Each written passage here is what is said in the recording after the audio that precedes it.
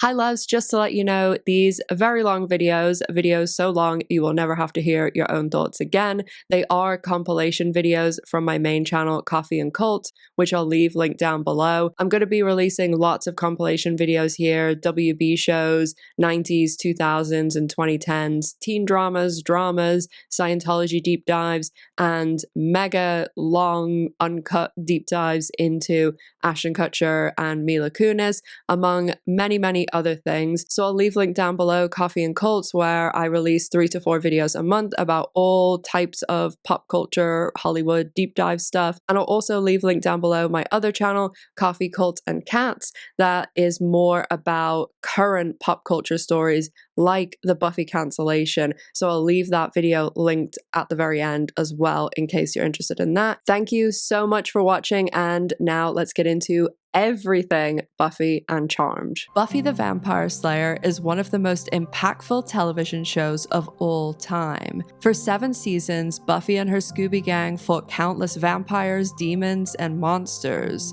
But unbeknownst to the audience at the time, there were multiple real-life monsters on the set and behind the scenes. For the show's entire run and for many years afterwards, the truth about the behavior of both the showrunner Joss Whedon and certain lead actors from the Buffy cast were kept under wraps. In recent years, actors from Buffy and its spin-off Angel have spoken out about what really happened on the set of this generation-defining show. The Buffy set was home to many feuds, some of which became so heated that 2 lead actors allegedly came to blows. And while we'll be discussing everything the actors have revealed about the behind-the-scenes drama on Buffy, we'll also be focusing on stories not covered in the mainstream media, provided by sources who were familiar with the Buffy set and sources with close ties to some of Buffy's most controversial stars. At the beginning of this year, news broke that Buffy herself, Sarah Michelle Gellar, and Buffy's producers were in talk with Hulu about bringing the show back from the dead. Hollywood has seen many reboots and revivals over the last decade, and with Buffy being one of the most successful shows of all time, it seems like an easy win. But with talks of a revival, fans are wondering which familiar faces will be returning to fight at Buffy's side. Many fans have expressed that while it would be great to see the vast majority of the Scooby gang together again, there are multiple people associated with Buffy whose return they would find difficult. And by the end of this video, you may feel as though some of these former stars should very much stay in the past.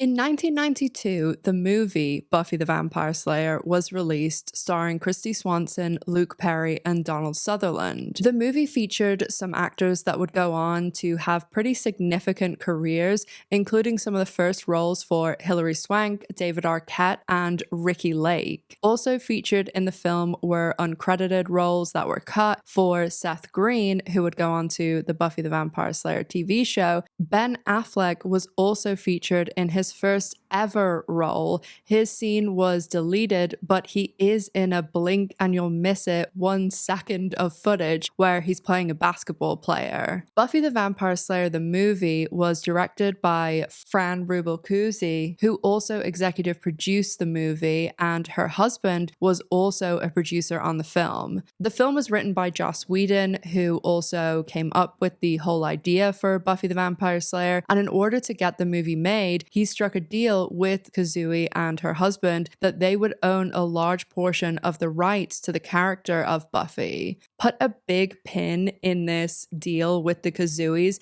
as it'll be really relevant later when we talk about what's happening with Buffy in the present day and Joss Whedon's downfall. When the Buffy movie came out, it did terrible at the box office and it got pretty bad reviews. Joss Whedon thought that there had been too much studio intervention, and he really didn't think that the character or the end product of the movie reflected the story that he wanted to tell. So he set out to give Buffy a second chance. When Whedon wrote the Buffy movie, his writing credits included Parenthood and Roseanne, but what a lot of people don't know about Joss Whedon is that he's actually a Nepo baby. He was born Joseph Joseph Whedon, but changed his name to Joss in college, as apparently Joss means luck, and if we know anything about Nepo babies, it's that they're pretty lucky. Both his father and grandfather were successful TV writers who worked on shows like The Dick Van Dyke Show and Golden Girls, and both Whedon's father and grandfather went on to win Emmys for their writing. In 1989, Joss graduated from college and used his family's connections to get a job on one of the most successful TV shows at the time, Roseanne. A few years after the Buffy movie flopped in 1995, Joss went on to write the screenplay for the unbelievably successful Disney hit Toy Story. Whedon also script doctored many films uncredited in the 90s, like Twister, Waterworld, and Speed. So over the mid-90s, he really punched up his resume, and after being turned down many times at redoing Buffy, he saw a chance with a brand new network called the WB. If you were a teen, tween, or young adult between 95 and 2006, you were more than likely an avid watcher of the WB. The WB was a network that was founded in 1993 and launched in January 1995. It was home to some of the most iconic and well-known teen and young adult shows such as Buffy the Vampire Slayer, Charmed, Smallville, Dawson's Creek, Roswell, One Tree Hill, Seventh Heaven, Angel, Supernatural, and many more. The WB was only on the airwaves, unbelievably, for 11 years, as in September 2006, the WB and its rival network UPN both closed down and combined both of their biggest shows and created the CW. So the WB is basically like the CW's mother. When WB launched in 95, it only had one evening of programming and a handful of shows. One of the first shows to air on the WB was Sister Sister, starring Tia and Tamara Mowry. Cutting in just to say that you might notice G is extra sleepy in this video. She had to have a tooth out yesterday because she has this little genetic thing that the vet, who is my cousin, told me that it's better to get this tooth out before it causes issues. So yeah, poor patient, but she's recovering well. So I just wanted to mention that in case you're wondering.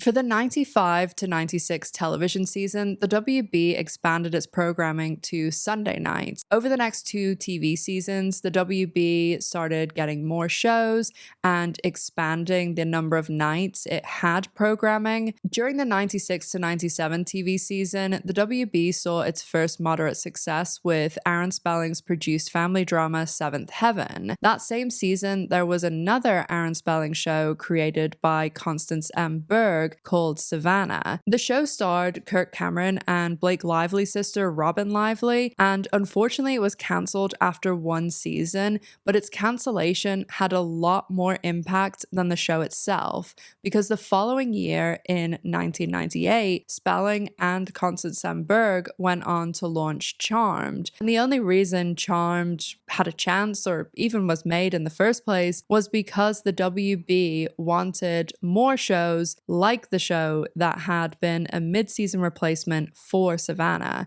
and that show was Buffy the Vampire Slayer. The WB nor anyone else had any great expectations for Buffy, given that it was created by an individual completely green to television and based on a failed movie from 5 years ago. So the network slotted the show in as a mid-season replacement and gave it only 12 episodes for its first season. Despite the odds being stacked against the show, on March 10th, 1997, Buffy the Vampire Slayer debuted and was not only a success for the WB, but went on to become a global phenomenon and one of the most impactful shows on television ever. With the success of Buffy, the WB decided to pursue the underserved teen demographic, and for the next few years produced a string of wildly successful teen shows that went on to define the millennial generation and create stars out of their young, unknown cast. From 1998 to 2003, the WB produced the aforementioned Charmed, Dawson's Creek, Angel, Roswell, and all the other shows I mentioned before, plus many more. I cannot possibly oversell the impact of Buffy. I have loved many, many TV shows, as you can probably tell, given how obsessed I am with TV.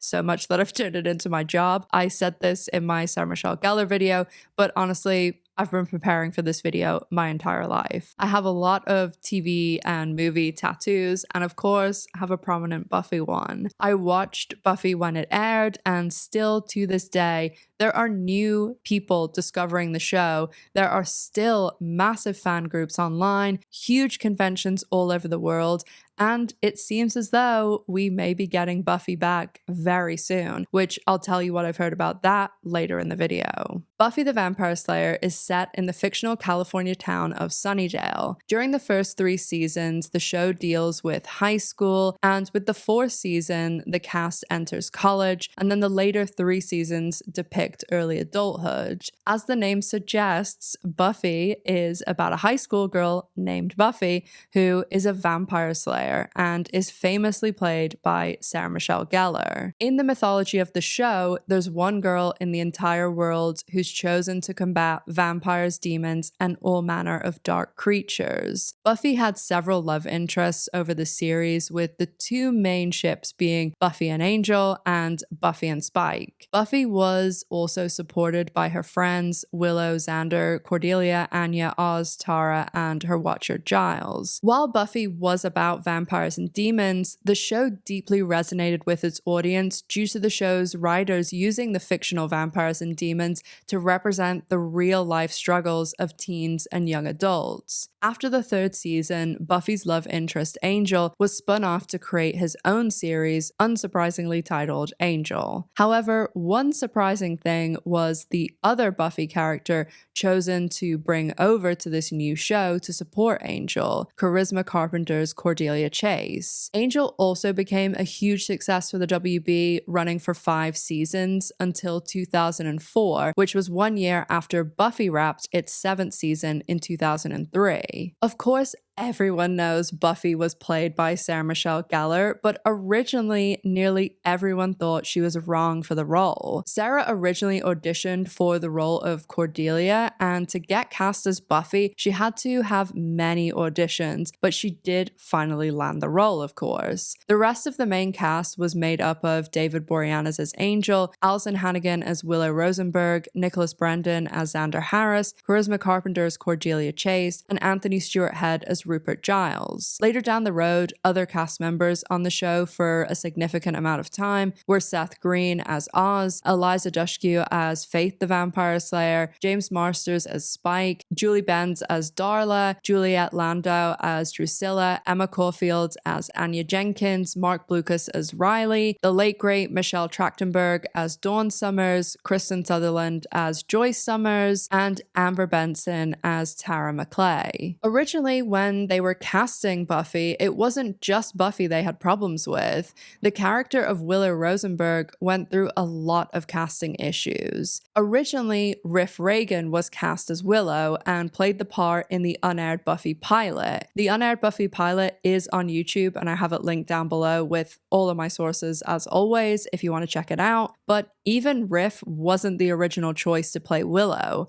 The iconic Melanie Lynskey was actually who they wanted for the role, and she was even offered the part. But Melanie is a Kiwi, and they had issues with her visa, so that's why she couldn't take the role. If you like Melanie Lynskey, I highly recommend the Showtime series Yellow Jackets, and if you do watch Yellow Jackets, I talk about it over on my original channel, which I'll leave linked down below as well. After the WB network executives saw this unaired pilot, one of their notes was to recast the role of Willow, and that's when they cast Alyson Hannigan. Alyson Hannigan did have experience as an actor before Buffy. She was a child actor too. She'd appeared on shows like Roseanne and Picket Fences, but she hadn't had any massive roles prior to Buffy. Buffy's other best friend, Xander Harris, was played by Nicholas Brendon, who we're going to have an entire chapter on because there is a lot to talk about when it comes to Nicholas Brendon. I'm going to talk about him from Buffy to present day, as there's a lot of misinformation out there in regards to him, but also I've had my own experience with him when I was a teenager,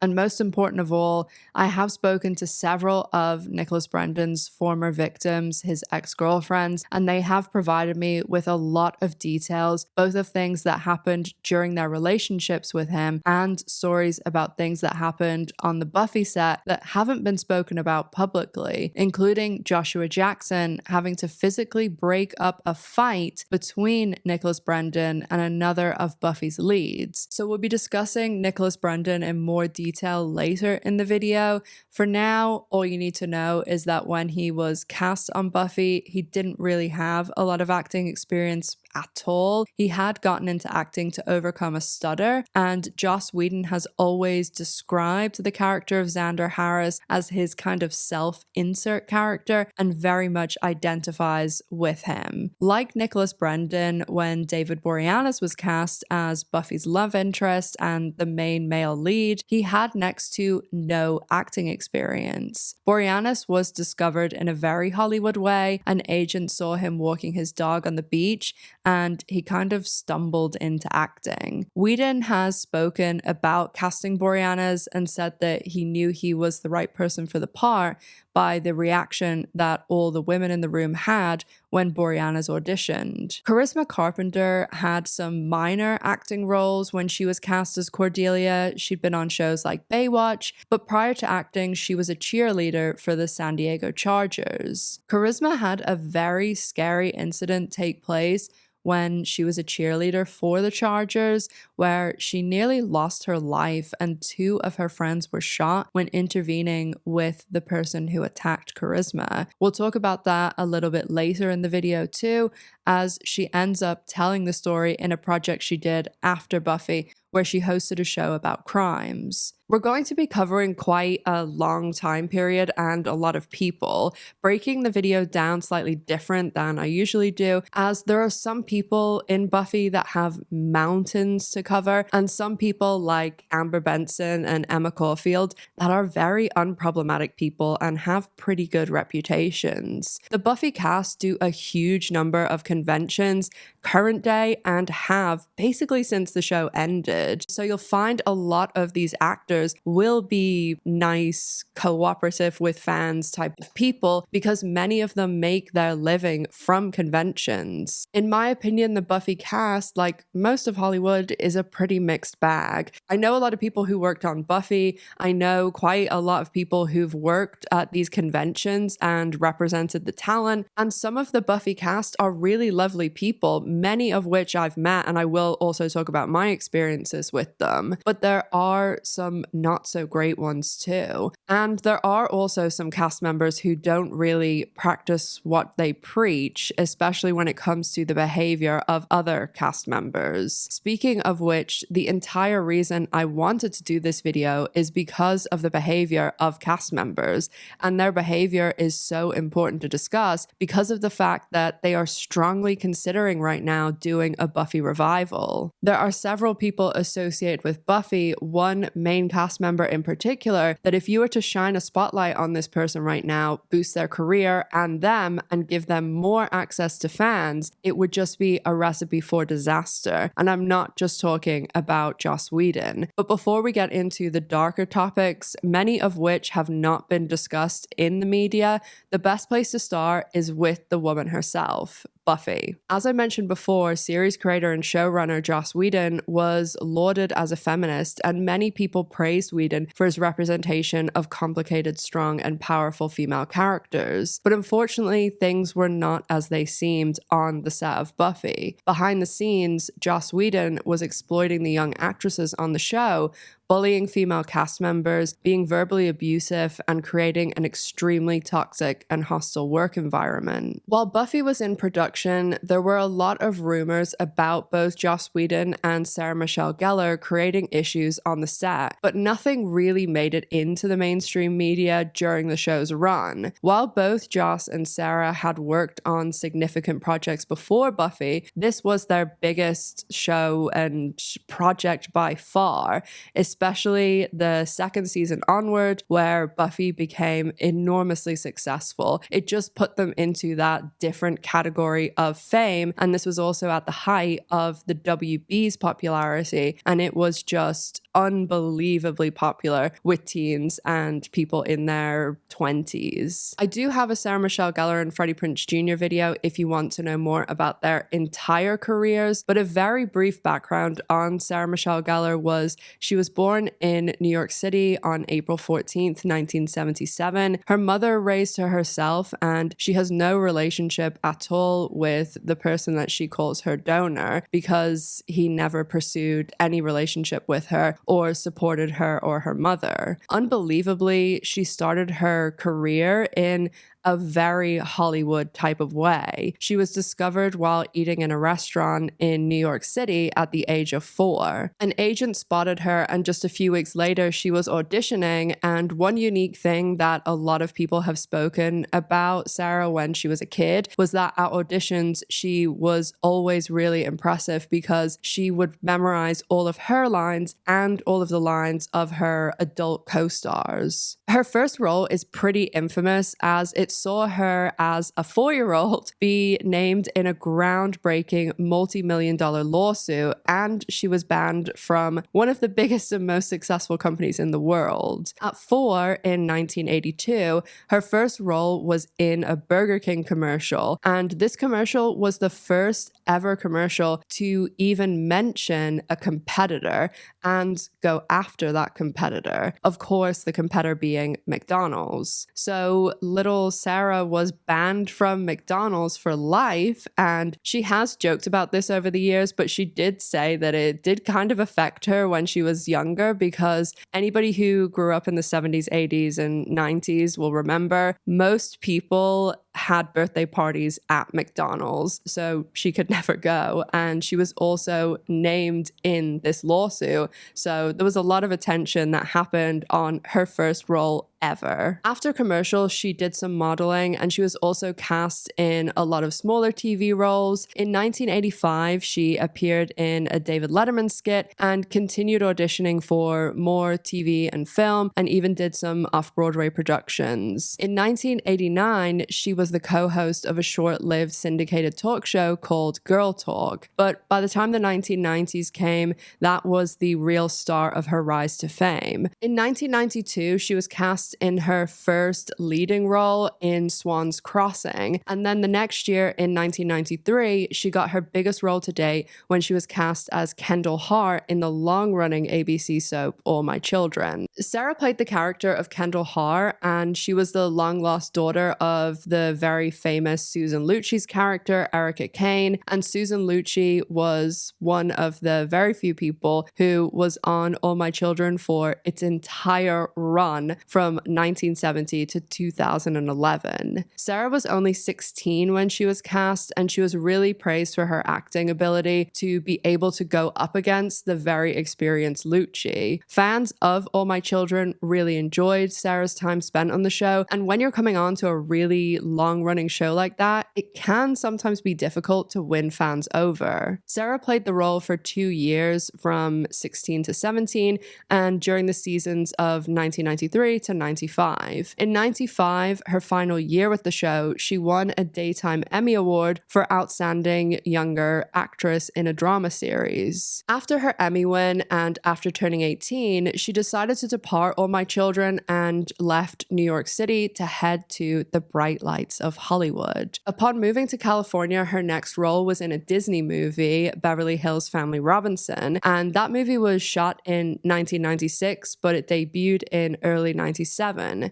Just prior to Beverly Hills Family Robinson coming out, Sarah had gone through the long and difficult audition process for a new show on a very new network, which of course we know that show was Buffy, and it would go on to change her life forever. When Buffy was on from 97 to 2003, this was really the height of message boards and forums, and message boards were extremely popular with teens and young adults, which was Buffy's audience. It was one of the most discussed shows online and had several very active message boards and websites. One of the biggest was the Bronze, which was named after the bar in the show. And one thing I always thought was kind of strange about the Bronze in the show is that they go there as high schoolers, but then they still go to the same bar when they're like in college and then when they're well into their adult years, but I just always thought that was strange. The Bronze, the message board and website even had people associated with the show that would post on it and do that version, that 90s version of kind of an AMA.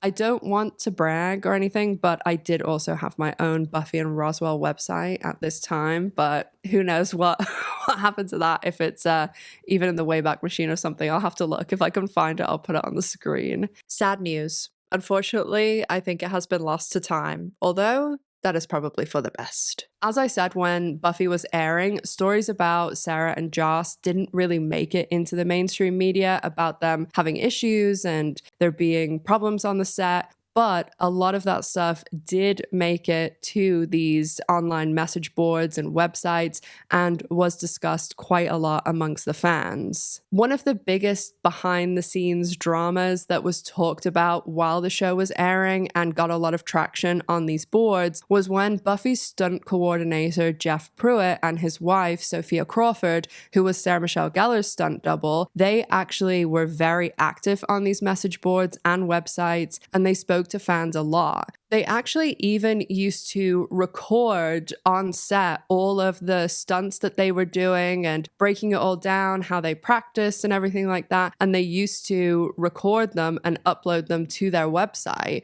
And these 30-year-old videos, or almost 30-year-old videos, still exist on their very old YouTube channel, which I have linked that down below in case you want to see any of the footage. Like many stories, especially behind the scenes on set drama stories, there are differing views on what happened with this situation with Jeff Pruitt and Sophia Crawford. They worked on the show the first 4 seasons of Buffy, and then they were fired from the show over a disagreement that it's never really been crystal clear what happened. When they were fired from the show, Jeff released a very long essay which he called The Parable of the Night, and it's a kind of a not really coherent story where you're supposed to read between the lines. Most fans think that Jeff saw Sophia, his wife, as the real Buffy, as she did all the stunts and the extreme fighting scenes. They kind of saw Sarah Michelle Gellar as just doing the voice and being the face. After Pruitt released his Parable, he began speaking out about Sarah Michelle Gellar and how she was a diva and difficult to work with. Another thing that fueled Jeff's story was the rumors that Sarah Michelle Gellar and Allison Hannigan didn't get on at all. It was pretty well known, again, not really in the mainstream media, but it was talked about in Buffy fan forums and people associated with the show. I mean, I remember hearing this when the show was airing, that Sarah and Allison really didn't get along and had a lot of issues. Sarah, Allison, and lots of other people have spoken about how when Buffy was on, there was all this pressure on them and it was extremely long shoot weeks, and it was a 22 episode season and they had all these stunts and it was crazy long days, and they also used to shoot a lot at night because of the graveyard scenes. They used to shoot Monday through Friday, and then Friday night they would shoot overnight so they could do like all of the dark scenes and graveyard scenes, and it wasn't uncommon that they would be shooting at the weekend too. And Sarah Michelle Gellar, being the lead and having to do all these stunts, was in so many scenes and had such a crazy schedule. So whenever there's all this pressure and long days and there's all these issues with other people on the set and Joss, which we're getting into, that obviously didn't help the situation. But I also think now you can look at this and see that they didn't get on. And a lot of it, in my opinion, I think a lot of Buffy people would agree, so let me know in the comments, that this difficulties between Allison and Sarah was fueled by Joss Whedon too, because Allison Hannigan and her husband Alexis Denisof, who Allison and Alexis met on the set of Buffy, he was on Buffy and Angel, they were extremely close to Joss Whedon, and I am assuming they still are very close to him because they've never spoken out about him. And again, we're going to get into all of that in a second, but I do think a lot of the issues, there's a lot of reasons it seems that there were all these problems, and I've heard many, many, many reasons, but I do think this didn't help either because of Sarah and Joss not getting on, and it was a bit of a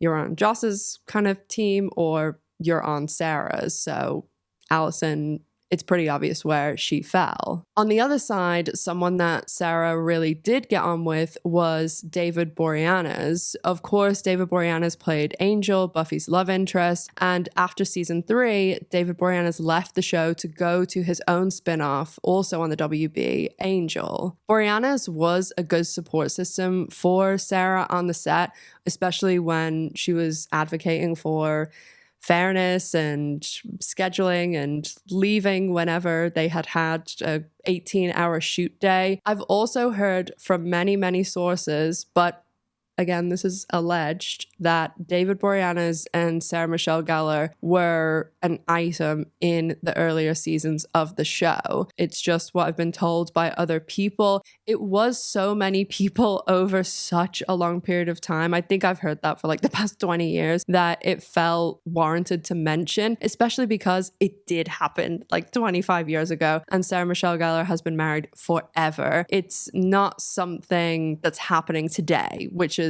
why I feel okay putting it in the video, but it's based on the word of probably a dozen people over 20 years. I also think it was worth mentioning because it gives a little bit more information about something that we're going to talk about later about David Boreanaz allegedly punching another Buffy co-star. So jumping back to Jeff Pruitt's issues with Sarah Michelle Gellar when he was fired from the show, he ended up taking a lot of really low blows at her.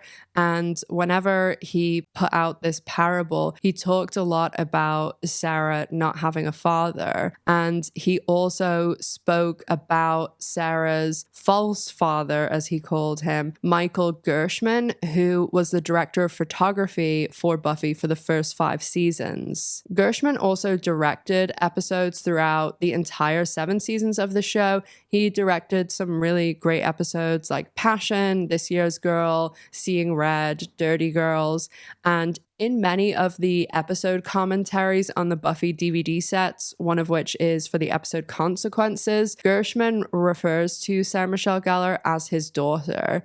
He was who Sarah chose to dance with at her wedding in place of where most people would traditionally have their father-daughter dance. And we know this happened and how Sarah felt about Gershman because she mentioned it in her eulogy tribute to him when he passed away. And she posted on Instagram talking about what a great relationship they had and posted a picture of them dancing at her wedding. Jeff Pruitt went on to claim that Sarah and Gershman had conspired against Joss Whedon and that they were secretly ruling the kingdom, as he referred to it, which is probably true because Sarah Michelle Gellar was the lead and Joss Whedon wasn't always on the Buffy set after the 3rd season. He went on to Angel, then he went on to Firefly, and he was working on other projects and shows. He wasn't really on the set constantly from season 4 through season 7, and he would kind of come in and direct his episodes and be gone. As I mentioned in my WB video and my Sarah Michelle Gellar video, I have spent a decent amount of time around a lot of the Buffy cast, and pretty much all of them have talked about Sarah's professionalism and how she was good to work with and how she was always extremely respectful to the crew, did nice things like bought them really nice wrap gifts at the end of the season, and most importantly, she really stood up for everyone working on the set and very much recognized that she was one of the leaders of the show. Several people from the show have told me that a lot of the tension with Sarah and Joss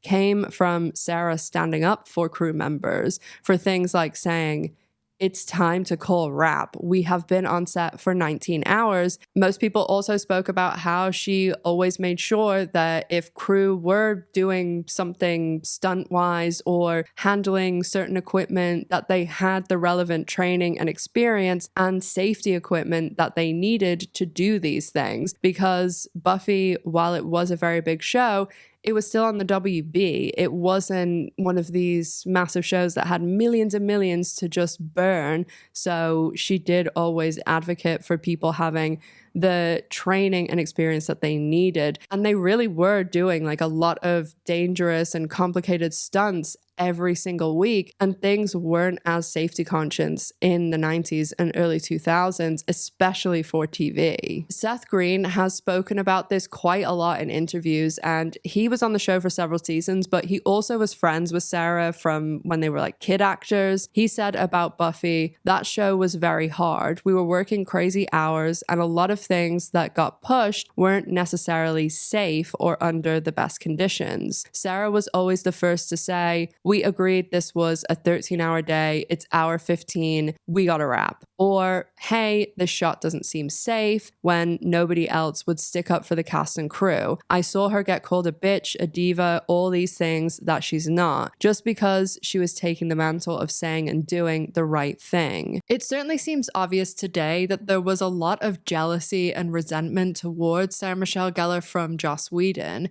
and there's even been recent comments in the media from Buffy co-stars about that, because it is now widely known how terrible Whedon behaved on the set. Emma Caulfield, who was on the show from the 3rd season onwards, said it was obvious that Sarah lacked the support to be the leader she needed and wanted to be. There was a tremendous amount of resentment and animosity towards her from a certain someone, and I suppose now we can all guess who. I'm certainly not saying Sarah Michelle Gellar is a ray of sunshine and has never done anything wrong. I have heard from quite a few people that she has had lots of friction with other cast members, and not just on Buffy, many different projects. She infamously had major issues with Robin Williams when they worked on a show together. But I can't imagine the pressure that she was under with Buffy, and she was in her early and mid-20s. The show was an hour long, made 22 episodes a season, and not only that, she was the lead and in nearly every scene with complicated stunts, and she also had to do all the usual promotional stuff. She did the WB upfronts. They would also do all these special WB promotions that you don't really see anything like that now, but they used to have these really fun commercials that, and that sounds weird, fun commercial, but everybody used to, I feel like, look forward to seeing the new faces of the WB thing they would do. The one that comes to mind immediately is like right at the height of Dawson's Creek and Buffy and Charmed and Roswell. I think it was either 1999 or 2000. And they had this, it was like a nightclub or like a bar, and it was all the main cast members from all their shows. And that is what I think of when I think of the WB. Sarah would also have to do like all the WB bumpers and like the other ads. And she'd also do the whole talk show circuit, because she was the lead. She was Buffy. You never would really see anyone else from the show. Very occasionally David Boreanaz, but really I can't think of like a lot of interviews or anything that the rest of the cast did. And on top of all of that, Buffy was an extremely physical show. The stunt work was extremely time consuming. And then you add in all of that with the Joss Whedon factor. And as I said, after like the 3rd season, he wasn't really around that much. According to like a lot of Buffy writers and producers, he was making things difficult when he was there. He was picking little cliques and friends. And Joss Whedon also allegedly, according to his ex-wife, had affairs with people on the Buffy set, including cast members. So I think it's fair to say Sarah Michelle Gellar was in a pretty difficult decision, being the lead of a show and trying to make sure the cast and crew were treated fairly, while also being aware what Joss Whedon was doing, especially when it came to people like the late great Michelle Trachtenberg, as when Michelle came onto the show, Whedon wasn't even allowed to be alone with her. So for a rule like that to be created, can you imagine what was going on that set?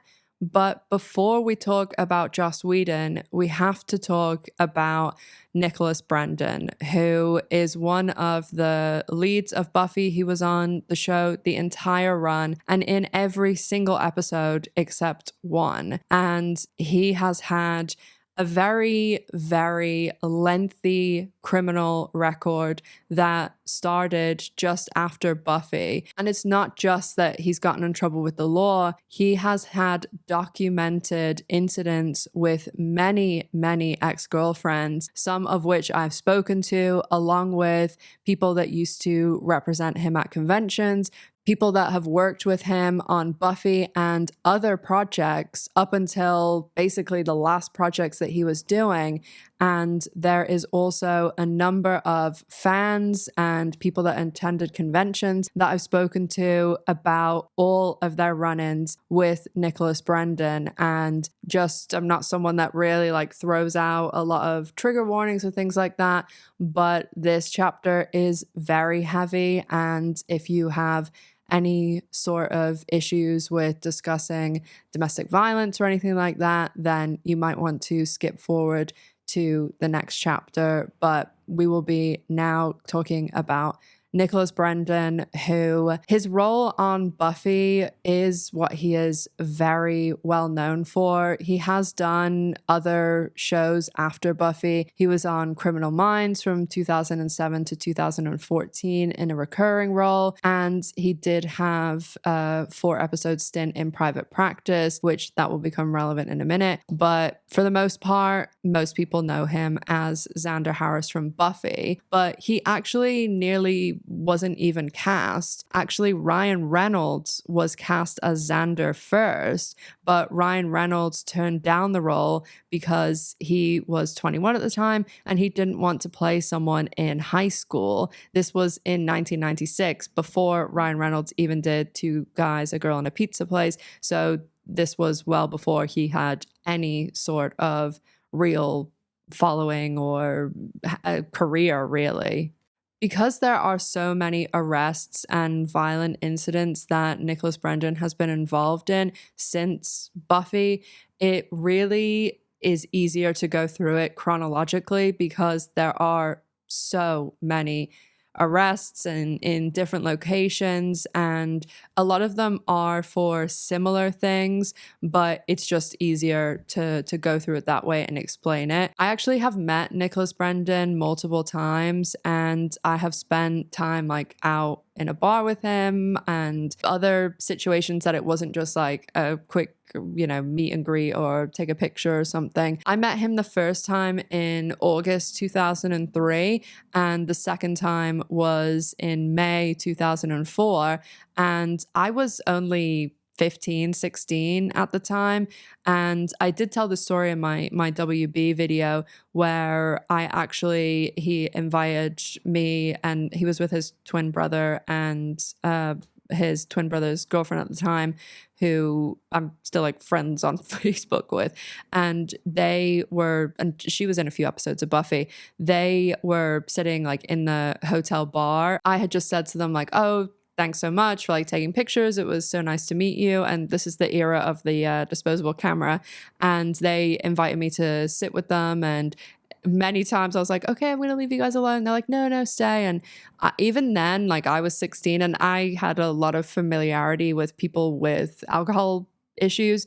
And I even remember then being like, ooh, I think that they definitely have a problem, because it wasn't just, oh, we're here having a good time, and seeing them over the course of a few days too, and just 10 a.m., whatever time it was, there was just an excessive amount of alcohol. But saying that, both my experiences with him were honestly like really, really good. Like really, he was so nice for many years. afterwards, when people would ask me about like, oh, celebrity experiences and stuff, he was always someone that I would say, oh, one of the best experiences I've ever had was with Nicholas Brendon from Buffy, because I loved the show so much too. And I say this at the top of the chapter so that people understand, like, I absolutely have loved Buffy for 25 years since it was on TV. As I said, I have a Buffy tattoo. I was at these like conventions when I was 16. I could recite it as a one-woman stage play right now. And while I, believe me, more than anyone, have the most amount of sympathy possible for other people who suffer from addictions and everything like that, this is something different. And I know that lots of people in like Buffy fan groups and things will say, oh, he just needs help, or he's doing better because they saw the episode he was on of Dr. Phil 10 years ago. And this is not that. This is someone who has a documented long history of being extremely violent to women. And that is very documented throughout his very lengthy criminal history.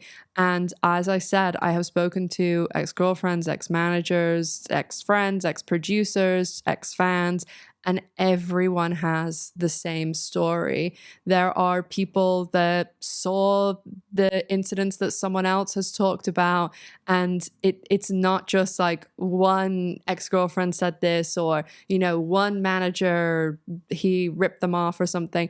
This is the most extensive amount of sources and stories and everything that I have ever covered in a video. The amount of people, it is astronomical. And there's actually a group on Facebook that is called Nicholas Brendon Awareness that literally is just people who have had incidents with him, and obviously people who want to know like what's going on. And if you read some of the stories of the ex-girlfriends or even ex-managers in that group, I just don't understand. And I normally don't get like this personal, and I'm not even, this isn't even something that I've scripted, but I just don't understand how anyone can make excuses for this person when they have read what they have done to many people. And the reason that I wanted to do this video, that it is worrying that there's going to be this revival if in any way that he is involved, because if you look at his history, every single girlfriend that he has, all of them nearly, except I think like the first couple after he was divorced the first time, every single one of them are fans, people that he's meeting at conventions, and they are getting younger and younger and younger. And I'm not like insinuating that he's dating anyone underage or anything. I just mean that, you know, he's in his 50s and he was dating people in their 40s and then 30s and then 20s. And I just worry about the next possible victims. And again, maybe like I'm making this too personal because I've spoken to these people, but there has to be some sort of end. And I would be really surprised if he was involved with the revival, to be honest, because we'll talk about this in a second, but I know a lot of the Buffy cast have distanced themselves, and there was a whole incident with the EW shoot, so we'll get into that with David Boreanaz. And even if he isn't involved, which as I said I don't think he will be, it's important to remember why he is not involved and to get this information out. Like I know I have like a little platform and stuff, but even just if other people are talking about it, because even if he isn't involved, people are, you know, going to rewatch the show, and it's going to be in the news, and it's on freaking like Disney Plus, for God's sake. And so I just want to use my little channel in any way I can to at least get the awesome people who watch my videos to know what the whole story is. I'm sorry if these last few minutes have been a bit all over the place. I just felt kind of weird scripting that because it is something that I'm saying, like my feelings. I think that this is why we should talk about this. It's important. So that was just my actual thoughts and words like now, not scripted, which is what I usually do to make sure that I don't go off on 127 tangents. I only go off on 27 tangents in my videos if I script them. So without any further ado, let's go through the arrest record, because I know I've been saying that for 5 minutes, so that's what we're going to do. But as I said, the tangents go all over the show when I'm not scripted. So when Nicholas Brendon was on Buffy, he was actually married, and there have been people that were familiar with him and his first marriage, and people from like the Buffy set who said that his first wife very much did a lot to make sure that it wasn't so known what he was doing and his behavior. And a lot of the ex-girlfriends and ex-managers have said that when they were together, allegedly when he was on Buffy, he would get off filming and do things like when he's driving home, drink like a whole bottle of tequila. And he was still exhibiting like a lot of problems with addiction, allegedly, when he was on Buffy, but it was still able to be kind of covered up. But there was that incident that I was talking about with Nicholas Brendon and David Boreanaz. The first 2 seasons, they didn't seem to have any issues and everything was fine. But during the 3rd season upfront, so upfronts is usually when like a network, they have like an event where it's all of their shows and like new shows and things. It's like a promotional thing at the beginning of the season. And at the WB upfronts, I believe this was in Canada, there was an incident with David Boreanaz punching Nicholas Brendon, allegedly. And the story that I was told was that Joshua Jackson from Dawson's Creek had to pull them apart, basically. And this has been built on over years, these issues between David Boreanaz and Nicholas Brendon. And I'm not saying David Boreanaz is some perfect angel, because I've met him a few times before, and you know, when they say if you don't have anything nice to say, don't say anything at all. But he has worked on network TV as a lead since Buffy, but I know there are some crew members who have said he's not the greatest to deal with. But when it comes to this situation with Nicholas Brendon in like 1998, that was during season 3, David was only on Buffy for that year, and then he moved to Angel, so he didn't really have to deal with Nikki after that. But when the Buffy reunion shoot came around in 2017 for them doing the 20-year anniversary of Buffy, Entertainment Weekly got the whole cast together and they did like a big photo shoot. They did like an interview. I'll play B-roll over the top now so you can see. I'm sure a lot of Buffy fans have seen this before. And there was always a rumor that Nicholas Brendon wasn't there because David Boreanaz said, I won't do it if he's there. And I also always heard that there was a lot of people who felt that way, and David kind of was like, I'll be the bad guy and say it. And there was a lot of evidence that this was the case, because when they release like all the footage from this shoot, they are cutting between like the photo shoot and them all sitting, like all the Buffy cast are in like this U shape with chairs, and everybody's sitting there, and they, you know, will cut to like a wide shot and then cut in on like Sarah Michelle Gellar speaking. And so you could see that Nikki wasn't there. And whenever they were showing like the shoot, you would see the picture that was in the magazine and he was in the picture, but then when you saw the shoot, you saw he wasn't there. So he was photoshopped in. So I heard this in 2017 when this is going on, but then I ended up speaking to Nikki's girlfriend at the time, and she said that yes, that is what happened. Basically, they all had this call time at 8 a.m. and then Nikki's call time was at 4 p.m. And so when he showed up, everybody was leaving, and he was like, why is everyone leaving? And they're like, oh, we had, you know, a call time 8 hours ago. And so there is a picture that was taken in the parking lot, and you can tell that they're not in the set or anything. And the picture is like Joss Whedon, Emma Caulfield, Michelle Trachtenberg, Nick Brendon. But if I had to write down the people that I would think would be in a picture with him, it would have been those people. And I know that has changed now because a lot more people from the cast have distanced themselves from Nick, but that is what happened with the shoot. And then they would also they had Emma Caulfield stay because she played like his wife on the show. And so they would cut to when he was speaking and it was just the two of them like on a couch. But then that is what story I told in my WB video. And I trust what the ex-girlfriend was saying.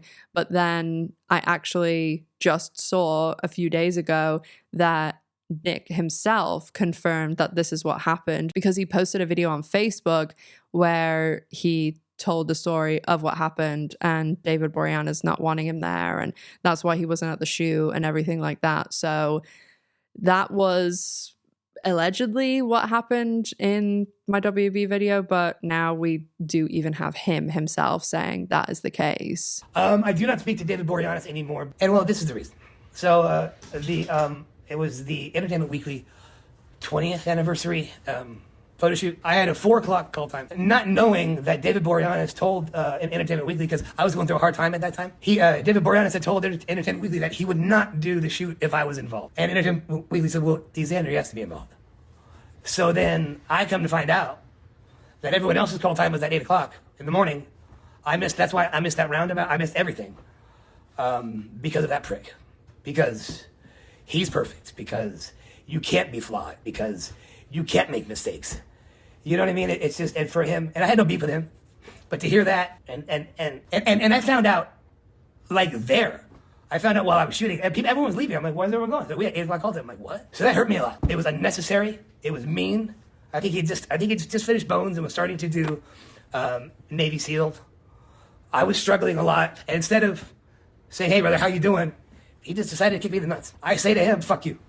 You know, if someone isn't doing well, ask them what you can do to make them feel better in that moment. So when he got divorced from his first wife, he started dating someone who has spoken about their experience with him, and they have detailed an incident that took place at his brother's wedding where the ex-girlfriend alleges that he actually ended up smashing her head into a marble floor and that she has a permanent dent in her head. And she's also spoken about a lot of incidents with him where he's allegedly gotten violent, and also his substance use disorder. And this story from her, like, pretty much continues with each relationship. In 2010, he was arrested in LA. This was when he had to be stun gunned by the LA police because they had responded to a call about an intoxicated person. He was arrested for felony vandalism and later charged with 4 misdemeanors, including 1 count of resisting arrest, 2 counts of battery against a police officer, and 1 count of vandalism. Also in 2010, he was in 4 episodes of Private Practice, and the reason that they ended up picking him for this role is because whenever they were in the writer's room talking about this storyline that they were doing, they were having a character who was a rapist, and Shonda Rhimes and the other writers were, as the story that he's told went, they said that they wanted to pick someone to play this role who would be the least likely person who would commit an offense like this. And so they came up with Xander from Buffy, and that is how he got that role. So that's the sort of thing that I'm saying, that people associate this person with this very famous character, and that is why it is important to talk about this stuff, in my opinion. In 2010 also, he did go into rehab again. He was in rehab in 2006, and he did also have liens filed in 2010 for debt that, I mean, I'm going to put the thing on the screen to show you that it's not alleged, but the debt is allegedly from residuals and tax that he hadn't paid from that. So this could be from some other sort of revenue income, but it seems like residuals are where he is getting the predominant amount of money, because according to ex-girlfriends and ex-managers, he does get still like pretty decent residual checks. And, you know, shows now, they're not going to get, unless they're a really big show like Modern Family or something, and they sell it into syndication, you just don't get residuals like you used to. You know, the Friends cast still make like 20 million or something a year from their residuals. And shows like Buffy, they were so big and they are still so watched, and the DVDs, and they just sold Buffy to Disney Plus and all of these things. So Buffy, they still do get a very decent income from. A show like Buffy that was on for 7 seasons, 22 episodes a season, you're in every episode. A show like that, and everything I said at Disney Plus and DVDs, I would say that you'd maybe be looking at like 50K a check, and you probably get those a couple of times a year, like 3 to 4 times a year, depending. Sometimes it could be a lot less. Sometimes it could be more, you know, a year like the year where it's the 20-year anniversary of Buffy and they're doing the EW shoots and all that stuff. That year is probably going to be a lot more. I mean, that is an astronomical amount of money to be paid for work you did 20 years ago. So in 2014, he leaves his recurring role in Criminal Minds. He did also appear in Hollywood Heights and in the show Faking It as a recurring character, and that lasted until 2015. He did also get married in 2014 again for a second time to Moontid T, and they ended up splitting the next year in February 2015. In October 2014 in Boise, Idaho, there was an incident and arrest at a convention, Tree City Comic Con. Police responded to a disturbance at a downtown hotel where Nick Brendon showed signs of intoxication. He'd allegedly broke a decorative dish that was in the lobby, and he'd refused to comply with the officer's orders and had attempted to walk away when the police were talking to him.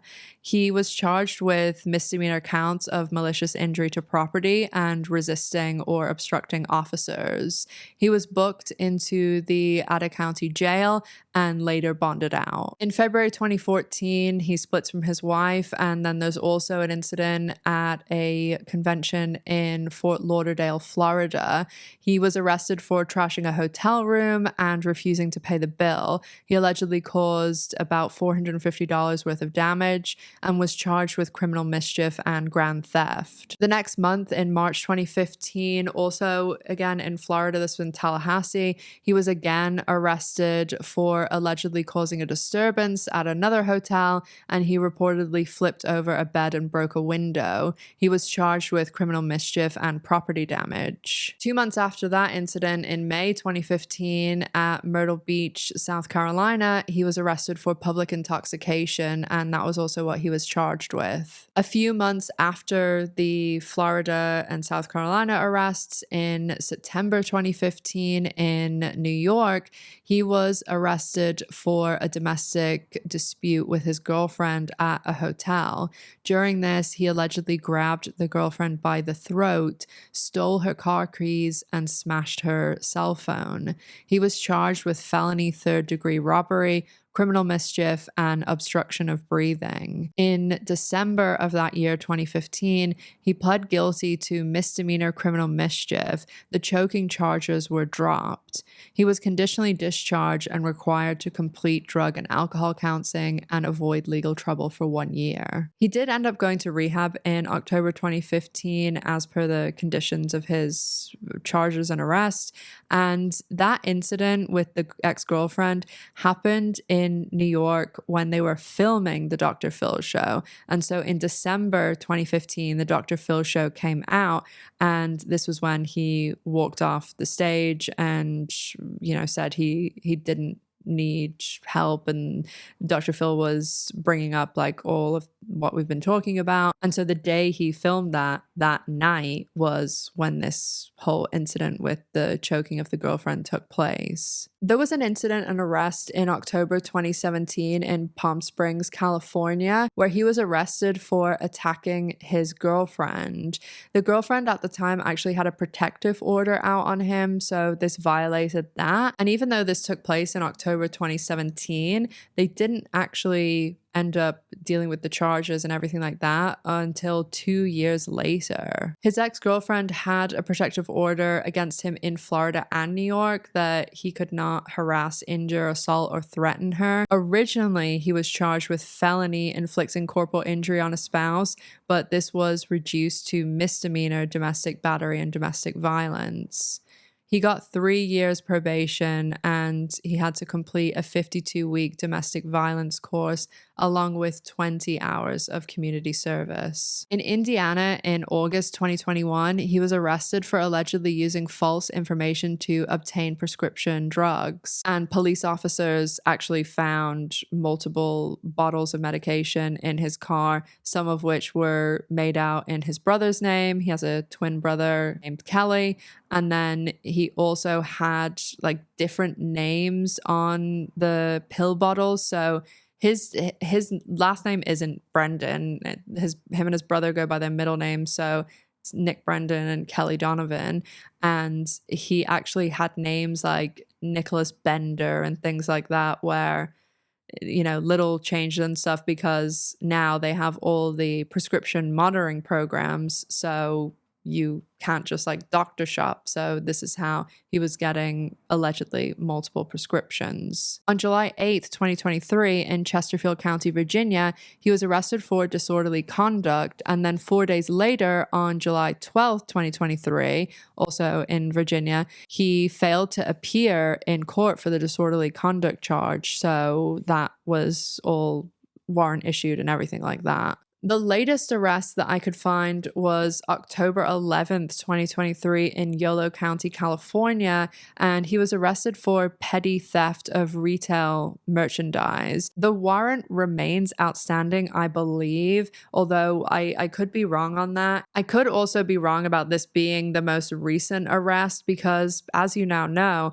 he's been arrested in so many different states and different counties that it's impossible to know if these are all of them, because there's a ton of these that I've just gone over that never got coverage in the media. So I'm sure there could be one in West Virginia that we don't know about. And because when you're looking for like court records, you have to go by county and things, and it's very difficult if you don't know like the county or the state or anything like that. So this is what I could find as well as what's in the media, but I'm definitely not ruling out other ones because there are other incidents that people have told me about, but I've just never been able to find like the black and white proof. As I said, I've spoken to many people who have been hurt by Nicholas Brendon, ex-girlfriends, ex-friends, ex-agents, people who've worked with him on Buffy, people who worked with him on other projects post-Buffy up to a few years ago. I've spoken to many people who have had encounters with him also at fan events, and a lot of these have not gone well. A lot of people have witnessed him just flying off the handle, being extremely intoxicated. There's been incidents at hotels where police have had to take him back to his room, where the room has been completely wrecked, and he has urinated and defecated on himself. And there just are tons of other incidents at fan events. And I've also spoken to fans who allege that they have lent Nicholas Brendon money, or they have purchased art or autographs or other things from him and sent the money and not gotten the product or not been paid back if they've lent him money, allegedly. And there are certain fans that I've spoken to where they said that he, whenever they had like a conversation with him, he would pretend that they were friends and became very manipulative. And they sent me like text messages and things like that. And they have ended up lending him money and said, you know, I need it back by this date. He never sent it. And then the fans are telling him like, oh, I can't pay this bill, or I can't pay my rent. And he would just ghost them. And then whenever he needed money again, pop up. And there's been a lot of people, even I've just seen many more people on like Facebook groups or on his page where they'll say, oh, I bought XYZ and I never got it and I never got a refund. So there is just a trail of destruction. And again, I just think it's important that we talk about this because there is a lot of misinformation out there when it comes to him. The misinformation ranges from people seeing the Dr. Phil show and thinking, oh, he got better and everything's fine, or people thinking that it is just, and I don't mean it that way, but like just substance use, that he's not violent and doing these other things, when that is not the case, even just according to these arrest records, never mind what I've heard from other people. Because there's plenty of people who think that, oh, he went on Dr. Phil and everything's fine and he's better. And then there's also people that think it's not about him being violent. They think, oh, he just needs help. He's just an alcoholic, or he's using substances. And I couldn't be more familiar with substance use, family, friends, whatever. And none of those people that I know that have problems with alcohol or problems with substances, they aren't violent. That is a completely separate thing. That just because you have a problem with alcohol doesn't mean that you are going to be violent and treat people this way and destroy people's lives. So as I said, I just wanted to do whatever I could to speak about this. And now we will talk about the other problematic Buffy individual, the creator, Joss Whedon. As I mentioned earlier, when Buffy was airing, Joss Whedon was really looked at as a writing god, and certainly after Buffy and Angel, that continued, and he really didn't have any sort of really bad mainstream press about him until everything came out about him nearly 20 years after Buffy had first started and been on the air. So Buffy and Angel were massive juggernaut hits for the WB, and he went on to make a handful of other shows after that, but a lot of them were very short-lived, but they did develop cult followings. Shows like Firefly and Dollhouse. Dollhouse is where Whedon really started to lean more into this misogynistic writing. Dollhouse came out in 2009 and starred Eliza Dushku, who was on both Buffy and Angel, and there were rumors for a long time that we were actually going to get a Buffy spin-off centered around her character, Faith, who was the vampire slayer that was called when Buffy died the first time, after another Slayer died in between. That probably sounds weird if you haven't seen Buffy. But instead of doing the Faith spin-off, which lots of people wanted, Joss Whedon instead did Dollhouse for Fox. And this show's premise centered around a group of young, attractive people called dolls who sell themselves to a secret agency that wipes their memories and lends them to the rich for a variety of reasons, including assassination and sex. Many people had issues with the central plot of this show, as I'm sure you can see why, and especially the fact that it had women losing their agency and being sent off to sleep with unknown people that they weren't even aware of. After the success of Buffy, Angel, Dollhouse, and Firefly, even though they were short-lived, Whedon then transitioned into movies. He had done movies before and lots of script doctoring that he went uncredited for a lot of that. And even though some of the movies didn't go down very well. See Alien Resurrection. Post TV, the first big movie that Joss Whedon did was 2011's Cabin in the Woods. This is a horror film and it has a pretty unique story and twist, and it did get a lot of really good reviews. They actually did this movie, Joss Whedon and Drew Goddard, who he worked with on Buffy. They wrote it together in 3 days, and Drew Goddard directed it too. And they hired Jesse Williams, and this was well before he was on Grey's, and also Chris Hemsworth, and this was before he really blew up with Marvel and before Joss did. So they actually held the release of this movie for quite a significant time. I can't get like a definitive date, but I was managing an AMC theater at this time, so I remember hearing about it, and I remember having to get new posters and things like that, because I, at the time, knew Avengers was coming out, and also because I liked Buffy, like I was aware of what Joss Whedon was doing, and I did like Cabin in the Woods too. And so whenever Cabin in the Woods came out, it was released basically within a few weeks of Avengers, even though it was made way before. And so when these movies came out, especially obviously Avengers, people were just praising Whedon and saying how awesome the movie was. It was popular with audiences, critics. It made ridiculous money at the box office, and it just was a bigger hit that you can possibly imagine. And Joss Whedon could kind of do whatever he wanted then because he was so successful. And Marvel, of course, with all the money that he made,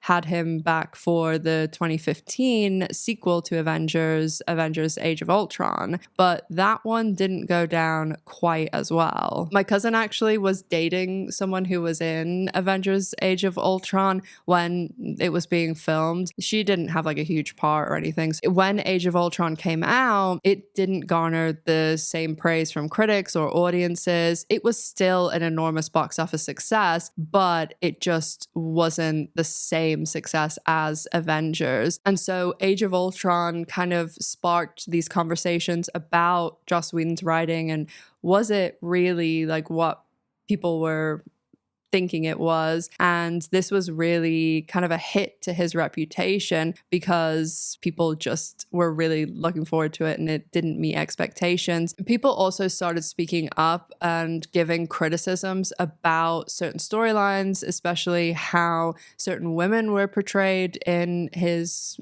TV shows and movies, especially characters like Black Widow, who was really like the only female Avenger. 2 years after Age of Ultron, Joss Whedon received a lot of backlash when he had his spec script for Wonder Woman leaked onto the internet. This happened in June 2017, and he wrote this script in 2006, so it was a few years after Buffy ended, and Whedon ended up telling Variety, "I don't know which parts people didn't like, but I went and reread the script after I heard there was a backlash, and I think it's great." Most of the backlash was centered around some very misogynistic parts of the script, but in general, the script was just not good.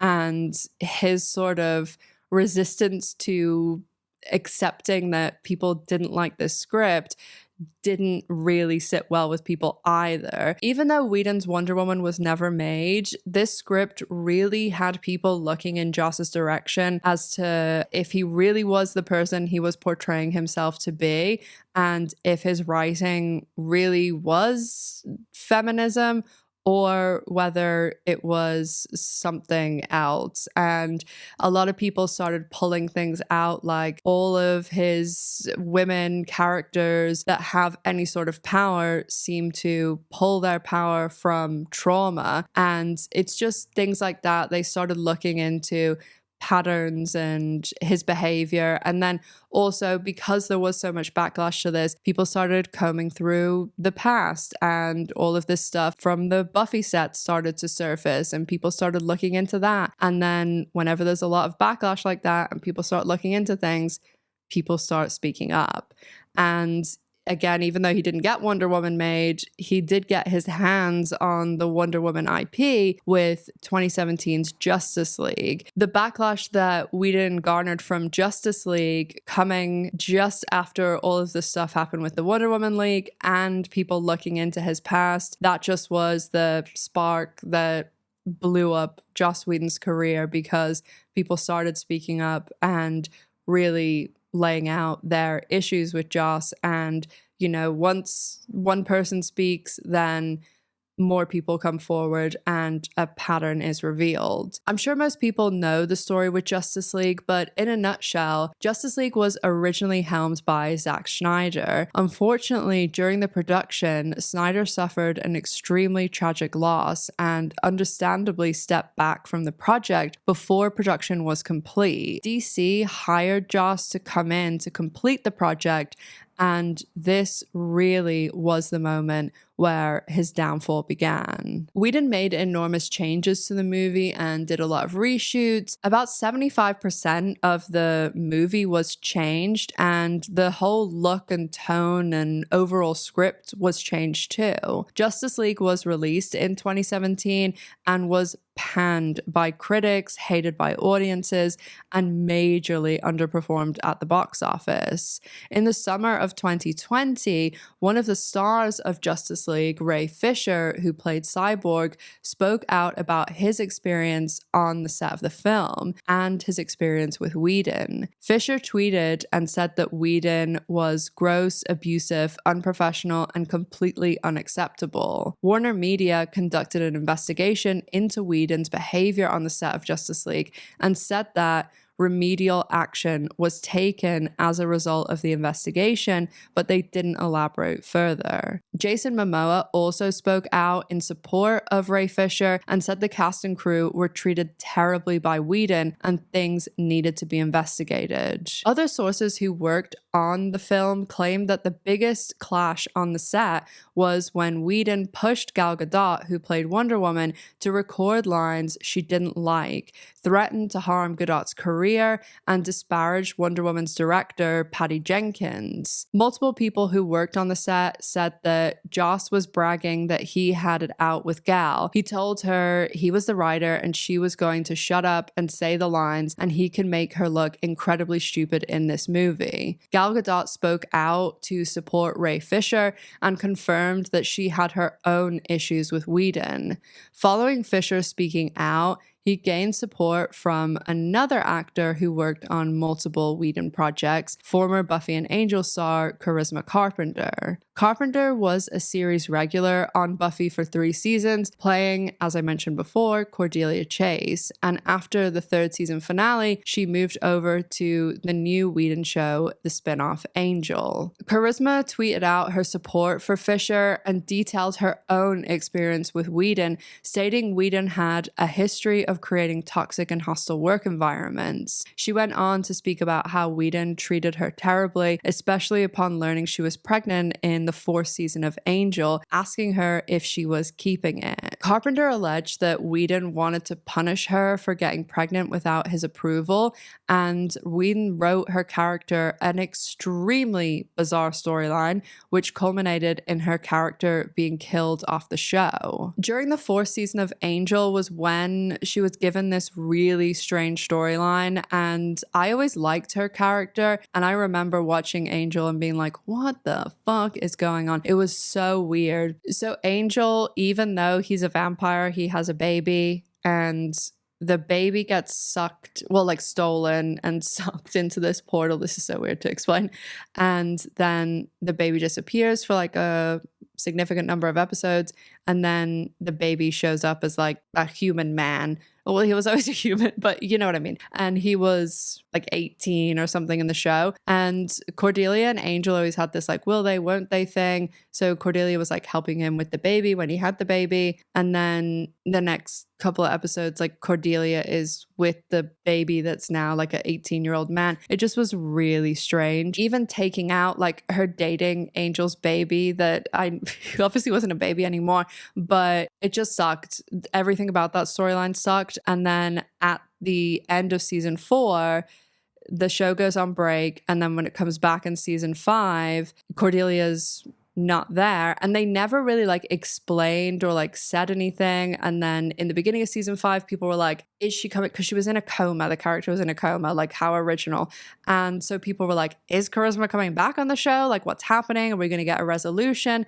And then they ended up canceling Angel like out of nowhere, because Joss Whedon like went to the WB and was like, oh, can we get an early renewal? And the ratings were up for Angel. It was doing really well. And the WB president at the time was like, oh, you want an early renewal? No, we're going to cancel you instead. And the president and everybody all said like, that was dumb. We shouldn't have canceled it. But it got canceled. And Charisma, it just went back for one episode only. And the only reason she ended up going back in the 100th episode was because Sarah Michelle Gellar turned down going back. And that was because of her issues with Joss, according to David Fury, who was a longtime writer and producer on both Buffy and Angel. And that was like supposed to be a big thing for the 100th episode of Angel, but Sarah said that she didn't want to come back, so they did the special of Cordelia and having her like storyline wrap up. But Charisma Carpenter was like, oh, please don't kill my character, that's the only thing I don't want. And Joss apparently said to her, oh yeah, sure, we're not going to kill you off. And then unknowing to her, killed her off, because the way that they killed her off, it was like her character had just left, and then Angel like gets a phone call and they like kill her off screen. And the reason I tell you all that too is because whenever Charisma was supposed to be coming back for the 5th season, like she didn't have any intention of leaving. And that's also why at the time people were like, what is going on? Like, is there issues with Charisma and Joss? Because it made no sense. Like, Charisma Carpenter had been on the show forever. Her and David Boreanaz actually had the longest run since Buffy was over, and they were on Buffy from the beginning. And now Angel was on for one more season after Buffy ended. And why she ended up being let go also is because James Marsters, who played Spike on Buffy, he ended up being moved on to Angel, even though he died in the finale of Buffy. So when he was moving over, he basically said, I want the same money that I was having on Buffy. And while Angel was on the WB too and was a popular show and got ratings, it wasn't the juggernaut that Buffy was. And so it didn't have the same budget Buffy did. And in the 5th season, they actually got a budget reduction. And that's pretty common on WB shows. Like I spoke about this in the Charmed video I did. They actually, in the last season, had to completely get rid of one series regular who had been there from the beginning and then chop another series regular's episodes in half because they couldn't afford to pay them anymore with the budget. But Charmed was more because the actresses were also producers because of the whole Shannon Doherty thing, so they were getting like the producer fee on top of that. But with Angel, they needed to find that extra money to move James Marsters over and match his Buffy salary. So it kind of killed two birds with one stone, that Joss was like, oh, I'm having issues with Charisma. She is the next highly paid after David because she's been on the show forever. And so they got rid of her and used some of her money to plug the James Marsters hole. And he has spoken about this on a couple of podcasts and things. He spoke about it on Inside of You with Michael Rosenbaum. And he did say like, oh, I didn't know that they were going to take the money from her to match my salary. And, you know, they've spoken about it and things. And James Marsters does have one very bad Joss Whedon story. Apparently when he was hired for Buffy, he was originally hired as a villain that was going to be in like a few episodes, but because the viewers really liked him, the WB was like, oh, you need to keep him on the show. And Joss was like, I don't want him on the show. Like, and James Marsters, when he's telling the story, he's always saying, I was ruining Joss's show because he didn't want this character, and then he was stuck with them. And James Marsters said that Whedon one day basically grabbed him by the throat and was like, you're dead, kid. I'm gonna kill you off. You're dead. But then the WB was like, well, no, you're not going to, because he's a draw for viewers. And James Marsters, he does talk like about Buffy on podcasts and things, and he said he didn't really have like anything to do with like the cast and stuff, and he claims that he never really saw much of what was happening with Whedon and things like that. And obviously I don't know what someone else knew, but I just wanted to add in that that is what he claims, that he wasn't aware of anything with Joss. And whenever all of this came out, like Charisma started speaking up, and then, as we'll learn in a second, other people started speaking up, that he has told the story on one of the podcasts. He said that he was texting Sarah Michelle Gellar and was like, oh, I didn't know any of this. And she was like, what do you mean you didn't know? So there is also one other like thing that I just want to mention about James Marsters, because it's not worth a whole chapter or something on, but he also released a song that is to do with Michelle Trachtenberg. I've tried to describe this song in many ways, but this song is creepy. There's no other way to describe it. It was written and talked about when Michelle was on the show. She was 15, 16, 17. And the song talks about how he knows Michelle has a crush on him, but that's so dangerous for him. And oh, little girl, be good to me. There's a fire in you that's gonna burn free. You look so good when you come my way, but I have to look down. These are actual lyrics to a song that a man in his 40s wrote about a teenager. So I know he has acknowledged that writing this song was weird, but acknowledging it doesn't erase the fact that it is weird and, in my opinion, creepy. And I just want to mention it because I know that is one thing that a lot of people have brought up, and I believe he did apologize about it and everything like that. But I can't imagine Michelle Trachtenberg having to work on that set with all of this going on. And as I said before, there's literally a rule that Joss Whedon couldn't be alone with her. And obviously Michelle passing was extremely, extremely sad. She was like two years older than me. And all I've ever heard about her was that she was a really great person. I know like a lot of crew like really, really loved her and said she was just like a super down-to-earth person. And I've spoken about this before, that I, through the L Word, know Rosie O'Donnell, and she always spoke very, very highly of Michelle too. So just as well wanted to acknowledge that. Just awful what happened to her, and she was a great actress too. So just poor Michelle.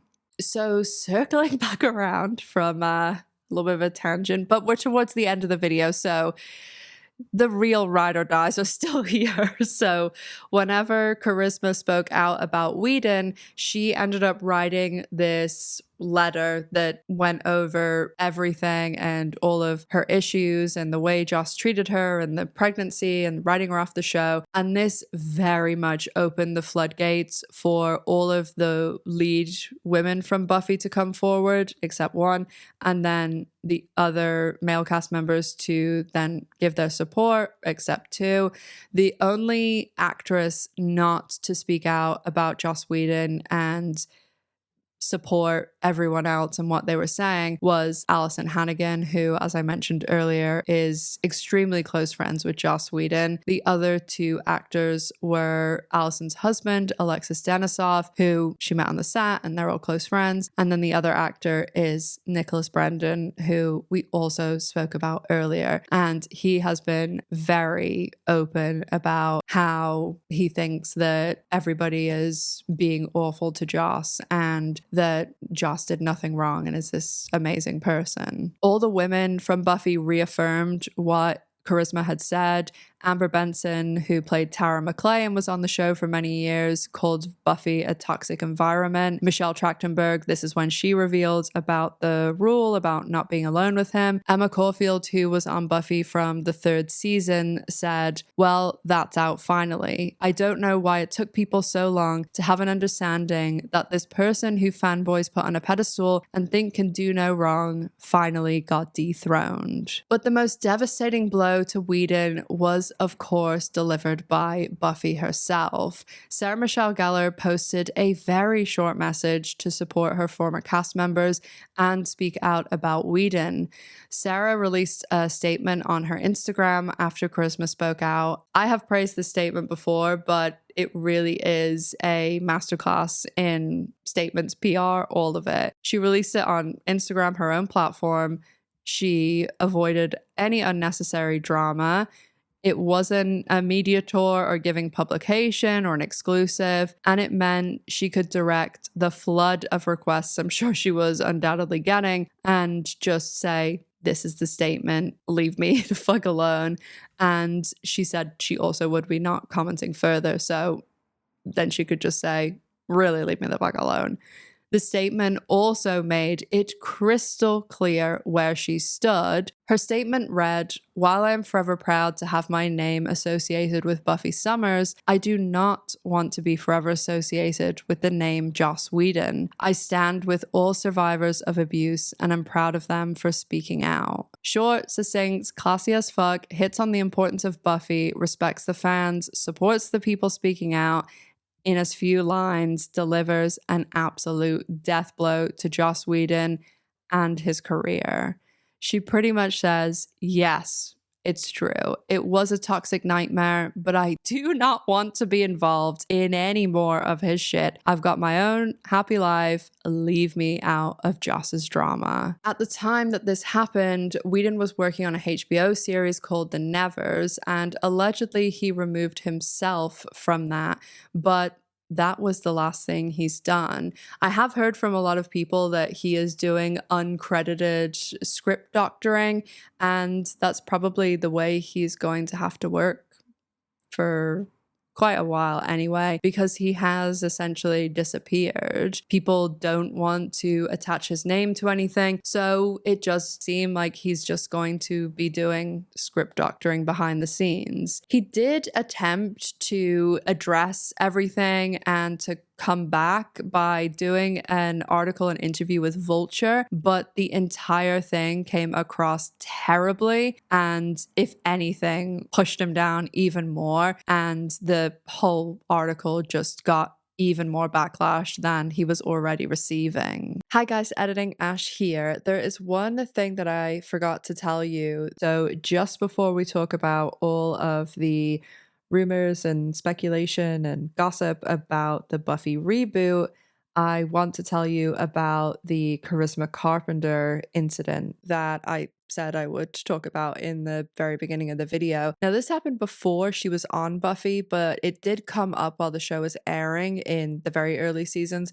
because it was a trial for this incident, and it did then come up after Buffy too, because Charisma ended up doing like a true crime show and she was the host, and in the first episode she spoke about this event that happened to her. Basically, she and two of her guy friends went swimming, and they went swimming like very late at night in the ocean, close to midnight. She was actually a cheerleader for the San Diego Chargers when this happened, so she was a public figure, and apparently this guy that attacked her was aware of who she was and like following her for a while, and the person who attacked her was actually a serial rapist, but he was also a cop. And so he had had many other victims, and Charisma and her friends, they had just gone swimming in like their underwear. So when they came back, Charisma went to bushes to get changed, and this is when she was attacked. Now, her guy friends luckily were there, but they ended up, trying to obviously intervene and help their friend, and both of them were shot. One of them ended up getting the gun away from the attacker, and they shot him in the hand, and he then ran off, and Charisma was, obviously she was the only person that wasn't injured, and so she was running like along the Broadway and trying to bang on camper vans and cars, and she really didn't see like anyone around since it was so late, and she ended up with the guy friends going to a gas station and using their phone, because this is like 1991, like nobody had cell phones then, or very few people did. And so they end up calling the cops come down, and when the cops got there, they ended up finding a flashlight that the attacker had left behind, and they could tell immediately that it was a police issued one. Now, at the same time that this is all happening, the attacker ended up going to his police station, and he'd been shot, and obviously people were like, what happened? And very quickly the other cop realized, who was hearing the story, that something wasn't right. So he became suspicious, and then at the same time the other cops were discovering this flashlight, and the flashlight, because it was police issued, it had the officer's name on it. So very quickly he was arrested and ended up having this trial. They found out he had many other victims, and it's just an awful story for all the other people that were hurt that way, and both of her friends being shot. One was like very severely injured. He was shot in the stomach. Charisma is very lucky that her friends were there and that she was able to get away from him, and both of her friends also made a full recovery. So I just wanted to add that in because, as I said, as a Buffy expert, though I do everything about Buffy, I actually didn't know this story. So back to past me. As regular viewers of my channel will know, in December, I wanted to do like an extra third video for Christmas, New Year's, and I knew it would be released right between that window. So I didn't want to make it something very dark. I had began to hear whispers about the talks of a possible Buffy revival. So the perfect video to end 2024 and give a bit of a nudge, nudge, wink, wink about the revival was the video that I did on Sarah Michelle Gellar and Freddie Prinze Jr. It honestly really surprised me when I first started hearing that there could be a possible Buffy revival. And then when I saw Sarah Michelle Gellar discussing the fact that she would entertain the idea when she was on the Drew Barrymore show promoting Dexter with Christian Slater, I was even more surprised and thought, wow, this maybe actually might happen. And then when the news did come out, I really didn't think that that would ever happen because she has been so adamantly against it. I'm kind of in two minds about the revival because I love Buffy so much. It was so important to me growing up, and it's such a great show. I really don't want it to be ruined, and there are just so few revivals, reboots, whatever you want to call them. There's so few of them that work. I mean, there's barely any. Most of them, they really come across badly, and if anything, some of them end up ruining some things about the original show. I also really wonder what they're going to do about certain people's involvement. Joss Whedon, they're going to have to credit him as the creator, and the whole thing with the Koozies owning a lot of the rights to Buffy, that might be their workaround, but Joss will have to be credited as a creator. When it comes to Nicholas Brendon, as I said, this was the main reason that I wanted to do this video, because I think it is very clear that he should not be involved with this revival, given how many people he's hurt and how his behavior has continued to escalate. With everything that happened with the Buffy reunion Entertainment Weekly shoot, I can't imagine that he will be involved with the revival, because they didn't even want him on the set for 8 hours shooting an interview and some pictures for a reunion.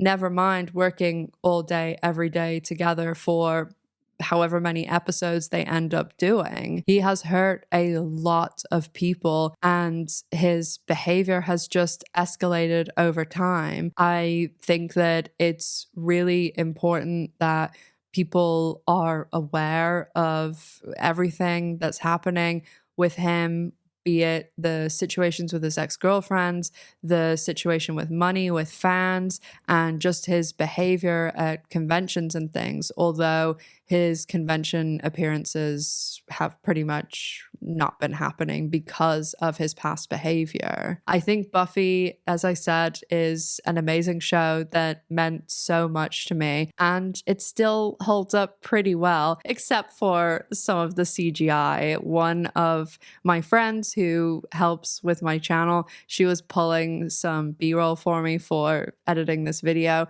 and she sent me a message where she was absolutely dying laughing because I'd asked her to pull clips from Graduation Day Part 2 in season 3 when they have like the big snake that the mayor is. So yeah, it also has been...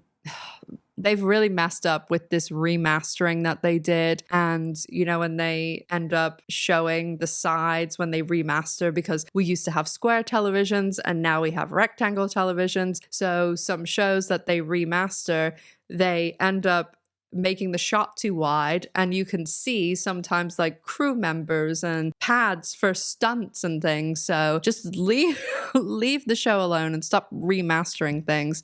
But when it comes to the revival, as I said, it's going to be a mixed bag. It's either going to be awesome or it's going to be fucking terrible. But I'm sure I'll be watching. And now we've gone over everything Buffy, let's get into all the behind the scenes drama of Charmed. On the surface, Hollywood looks like a magical place where people's dreams of fame and fortune come true. But scratch below the surface and you'll see that things in Hollywood are never as they seem. Because Hollywood's architects of producers and network executives will lie, cheat, and deceive to maintain the perfect veneer. In the 90s and 2000s, the WB network produced hit show after hit show. But over the last 3 decades, the majority of WB shows have been revealed to be absolute nightmares behind the scenes. While countless numbers of these shows had toxic sets, one show stands out among the rest for their behind-the-scenes antics, because the issues between the show's cast are almost just as well known as the show itself. Charmed ran on the WB network for 8 seasons, and even before the show was greenlit, it was making headlines for what was going on behind the camera. And so that's what we're going to be talking about today: the scandals, controversies, and drama of Charmed and its cast. We'll be diving into the complicated legacy and the decades-long drama of Charmed and what really happened when it comes to one of the most well-known celebrity feuds, including how decades later, this feud between Alyssa Milano and Shannon Doherty went on to bring about the destruction of the standards on Grey's Anatomy. The behind-the-scenes story of Charmed could be a TV show in itself, involving cast fights, ultimatums, blackmail, GoFundMes, multiple affairs, lawsuits, Harvey Weinstein, lies, manipulation, the Super Bowl, so much cheating, and so much more. So sit back, relax, grab a drink and a snack, and let's dive in to the complicated world of Charmed.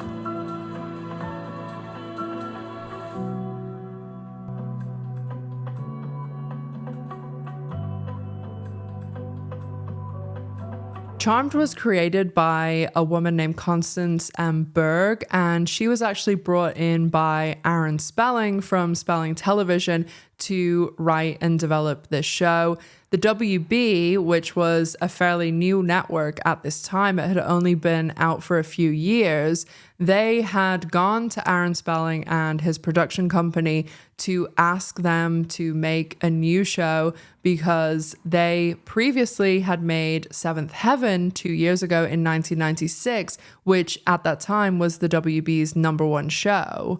So Charmed was cooked up because the previous year, in 1997, a mid-season replacement named Buffy the Vampire Slayer had gone on to great success. So they wanted to stick in this supernatural genre, but they also decided on the witch element because at that time, the film industry had seen success with witchcraft movies, with 1996's The Craft and 1998's Practical Magic. So the WB, Aaron Aaron Spelling, Constance M. Berg, they all, along with the producers from Beverly Hills 90210 that Spelling brought in, all created the show. And the next thing they had to do was cast it. So the casting for Charmed started this whole Charmed being big news about what was going on behind the scenes, because although Charmed is a very successful show that's widely known, one of the most widely known things about it is that there was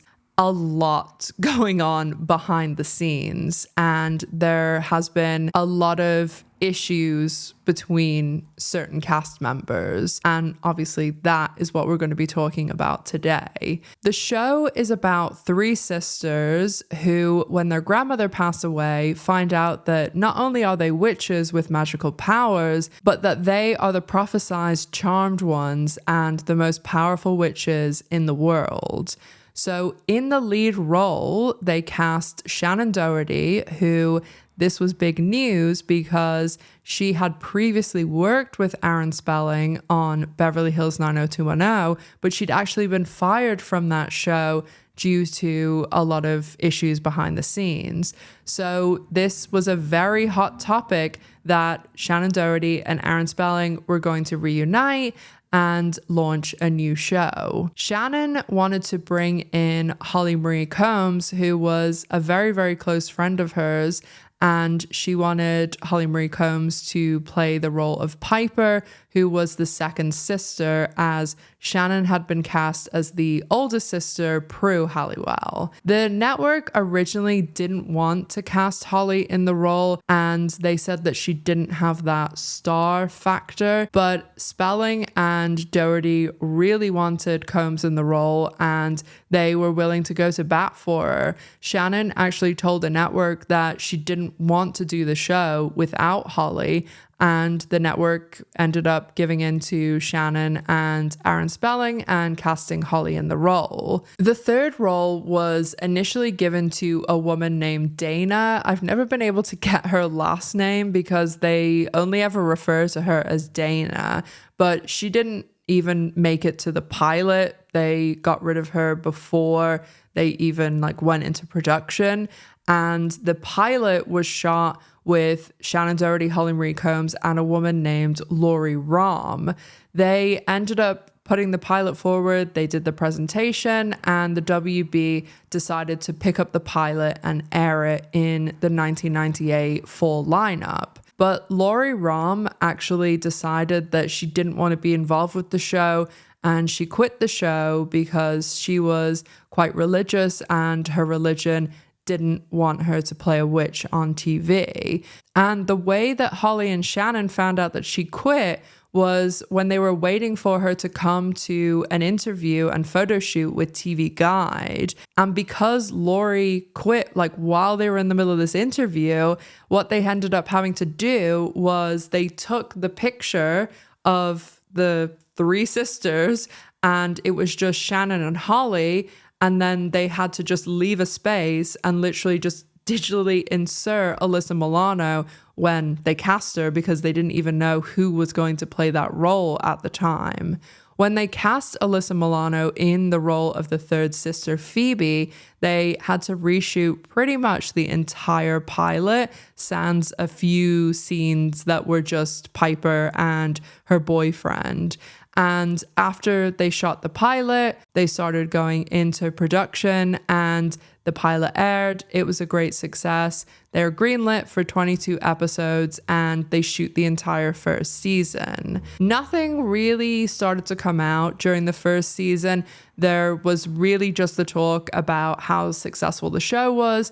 And then a lot of people obviously in the beginning spoke about Spelling and Doherty being together again, and the show was received quite well. Even though there wasn't really even anything spoken about bad or difficult that was going on behind the scenes during season 1, apparently there were issues, despite the fact that many of the actresses have said in interviews that season 1, there were no issues.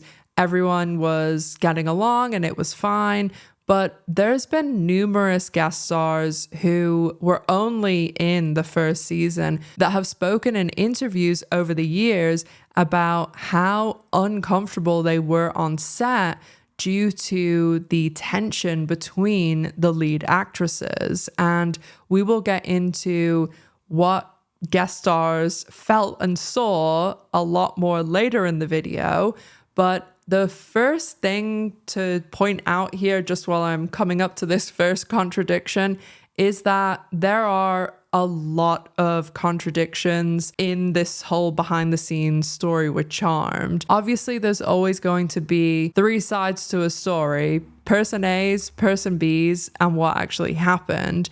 But there is really contradicting info, and also even just things that people have said happened in 1999, they'll tell the same story in 2024, but it's very different. So there will be contradictions. I'll try and explain any that there's reasoning for, or even why some people might have said certain things like PR and marketing and all of that stuff. But also, I want to just give you all of the information so you can decide what you think happened, because it's a lot. And we will start by going over what we were told at this time when the show was airing, and then we'll go into what has come out over the past 20 years, particularly in the last year or so, because all of the actresses do a lot of podcasts and interviews, and they all go to conventions. So there's people asking them constantly about things that were going on in the set and with the show, and we will go over all of it. So when the show went back for the second season, most of the actresses agree that this is when things really started to get tense and there started to be pretty significant issues. And one other little thing to mention is, obviously this is 25 years ago, social media didn't exist, and the internet wasn't what it is now. It was pretty much message boards, and you would hear little rumblings of things, but for the most part they were able to really tightly control a lot of this stuff, because you only got a few interviews a couple of times a year, beginning of the season, end of the season, maybe one of the big episodes, and that was kind of it. The highest rating for a WB premiere, fans started to wonder if the three witches got along off screen. Come here, baby. No, hey, come here. This is Holly. You guys are... There you go. I'm not talking in. You guys are Holly Marie Combs, and yes, we're best friends. I knew that they were friends, so I was a little freaked out. But as soon as I got to the set, I was like, "This is going to be so much fun." Well, aren't we glad we know that now? So it wasn't until things really exploded that all of the information started coming out about what had really been going on behind the scenes. According to Shannon Doherty and Holly Marie Combs, over the second season, tension started to rise on the set, and there was some alleged jealousy from Alyssa Milano towards Shannon Doherty, because Shannon was the lead character. Like, yes, all three of them were the leads of the show, but Shannon's name was the one that the show was attached to when they greenlit it, when they were putting it into production. It was Shannon Doherty is attached to this. It's a big deal. She was the most well known, because while all three actresses had worked as kids and had all been on successful TV shows, Shannon Doherty also was on Beverly Hills 90210, which was a huge show. She was very, very famous. So of course she's going to be the little bit more of the lead than Holly Marie Combs and Alyssa Milano. The WB presents Shannon Doherty, Holly Marie Combs, and Alyssa Milano in the series premiere, Charmed. Allegedly, Alyssa Milano also started to have these issues with things like, oh, Shannon might get an extra cover or an extra interview. And they started to complain about, oh, Shannon's in the middle of pictures. And apparently they just didn't get along also. And there were a lot of, I'm sure, there's problems when you're working 18 hours a day with people and you don't like how they do this or that. So there's probably a million issues, but the bottom line is they did not get along, and their tension on set started to get really difficult for everyone to deal with. By the third season, things were extremely tense. And in just these few short years from the first season to the third, it had gone from Alyssa Milano having Shannon and Holly as bridesmaids in her first wedding to they are not speaking to each other, and there's tension throughout the whole set because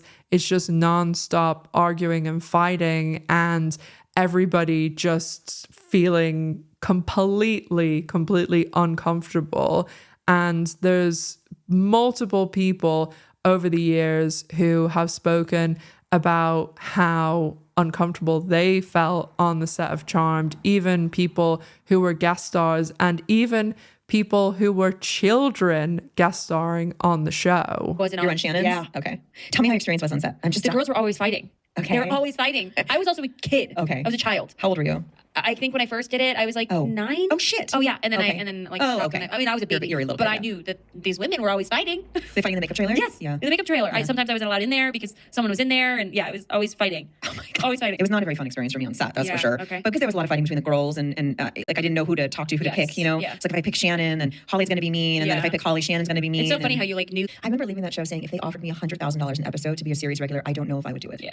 Because I just felt sick every day. Yeah. I don't want to be in that environment. Yeah. You know? I think it got I heard it got better when Rose came on the show, but I don't know her either, so I don't know what the situation was. But during this time, the network had actually hired a mediator to try and solve the issues going on set.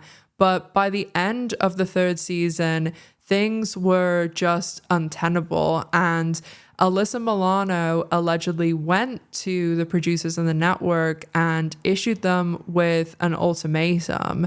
She said allegedly that she was going to sue the show for a hostile work environment, and that she had been documenting all of the issues and every time that she felt uncomfortable on set. And the only way that she wasn't going to go forward with the lawsuit was if they got rid of Shannon Doherty. According to Holly Marie Combs, the producers said that they were backed into a corner with this lawsuit threat, and that's why they decided that they were going to have to fire Shannon. They ended up actually shooting the entire third season, the third season finale, which Shannon Doherty directed, and then they told Shannon that she was fired and she wasn't coming back. So when she directed and acted in the finale, she didn't know that that was going to be the end of the character and the end of her time on Charmed. If you watch this third season finale, you can see how bad things have got on set, because there's this very orchestrated plot to put Alyssa Milano's character Phoebe very far away from Shannon Doherty's character. And through the whole episode, I think maybe they have one scene together. They're kept very, very separate.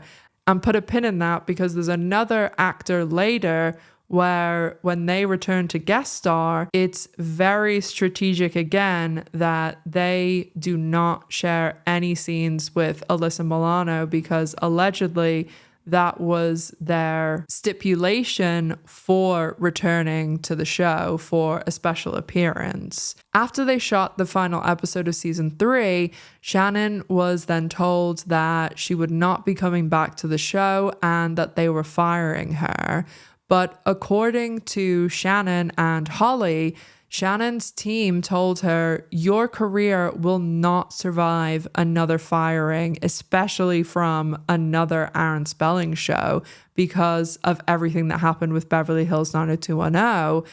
And I do think that's right, because everything with Beverly Hills 90210 that followed her for the rest of her career. So her team came up with this whole story where she would say that she wanted to leave the show, she asked to be written out, and that she had become bored and she wanted to do something else. And Shannon herself has pointed out in many interviews that this was kind of ludicrous because the show was only in its third season. It was extremely successful. She was making good money. Her father was sick at the time and she was paying for his treatment. And also, she was getting to direct, which is something that she really wanted to do. And this is one thing that I will praise the WB and CW for, is that there are a lot of their cast members that have wanted to move from acting into directing. And the WB and CW are good about giving their actors opportunities to do so if they want to direct. And you can even see this still today. There'll be people like Danielle Panabaker, directed a lot of episodes of The Flash.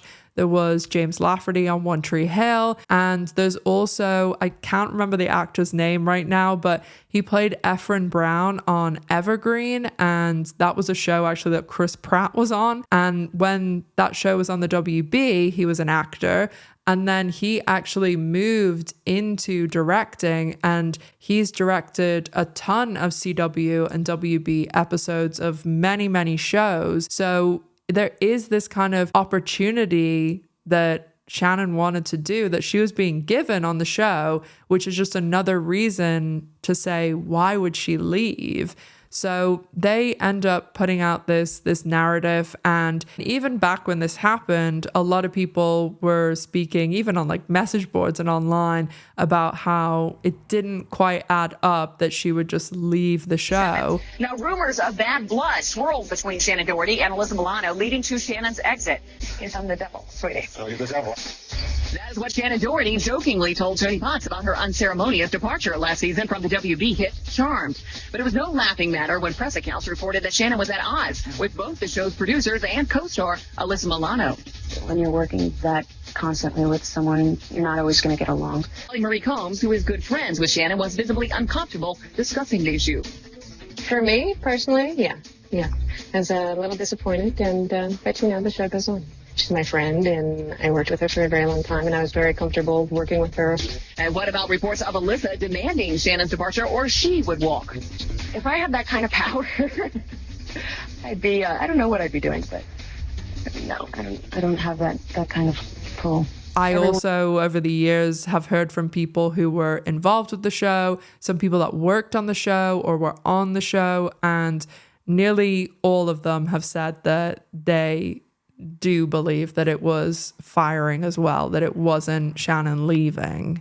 So after Shannon was fired from the show, they had a bit of a predicament because the whole point of Charmed is that there's 3 sisters that are the power of 3 and the 3 charmed ones.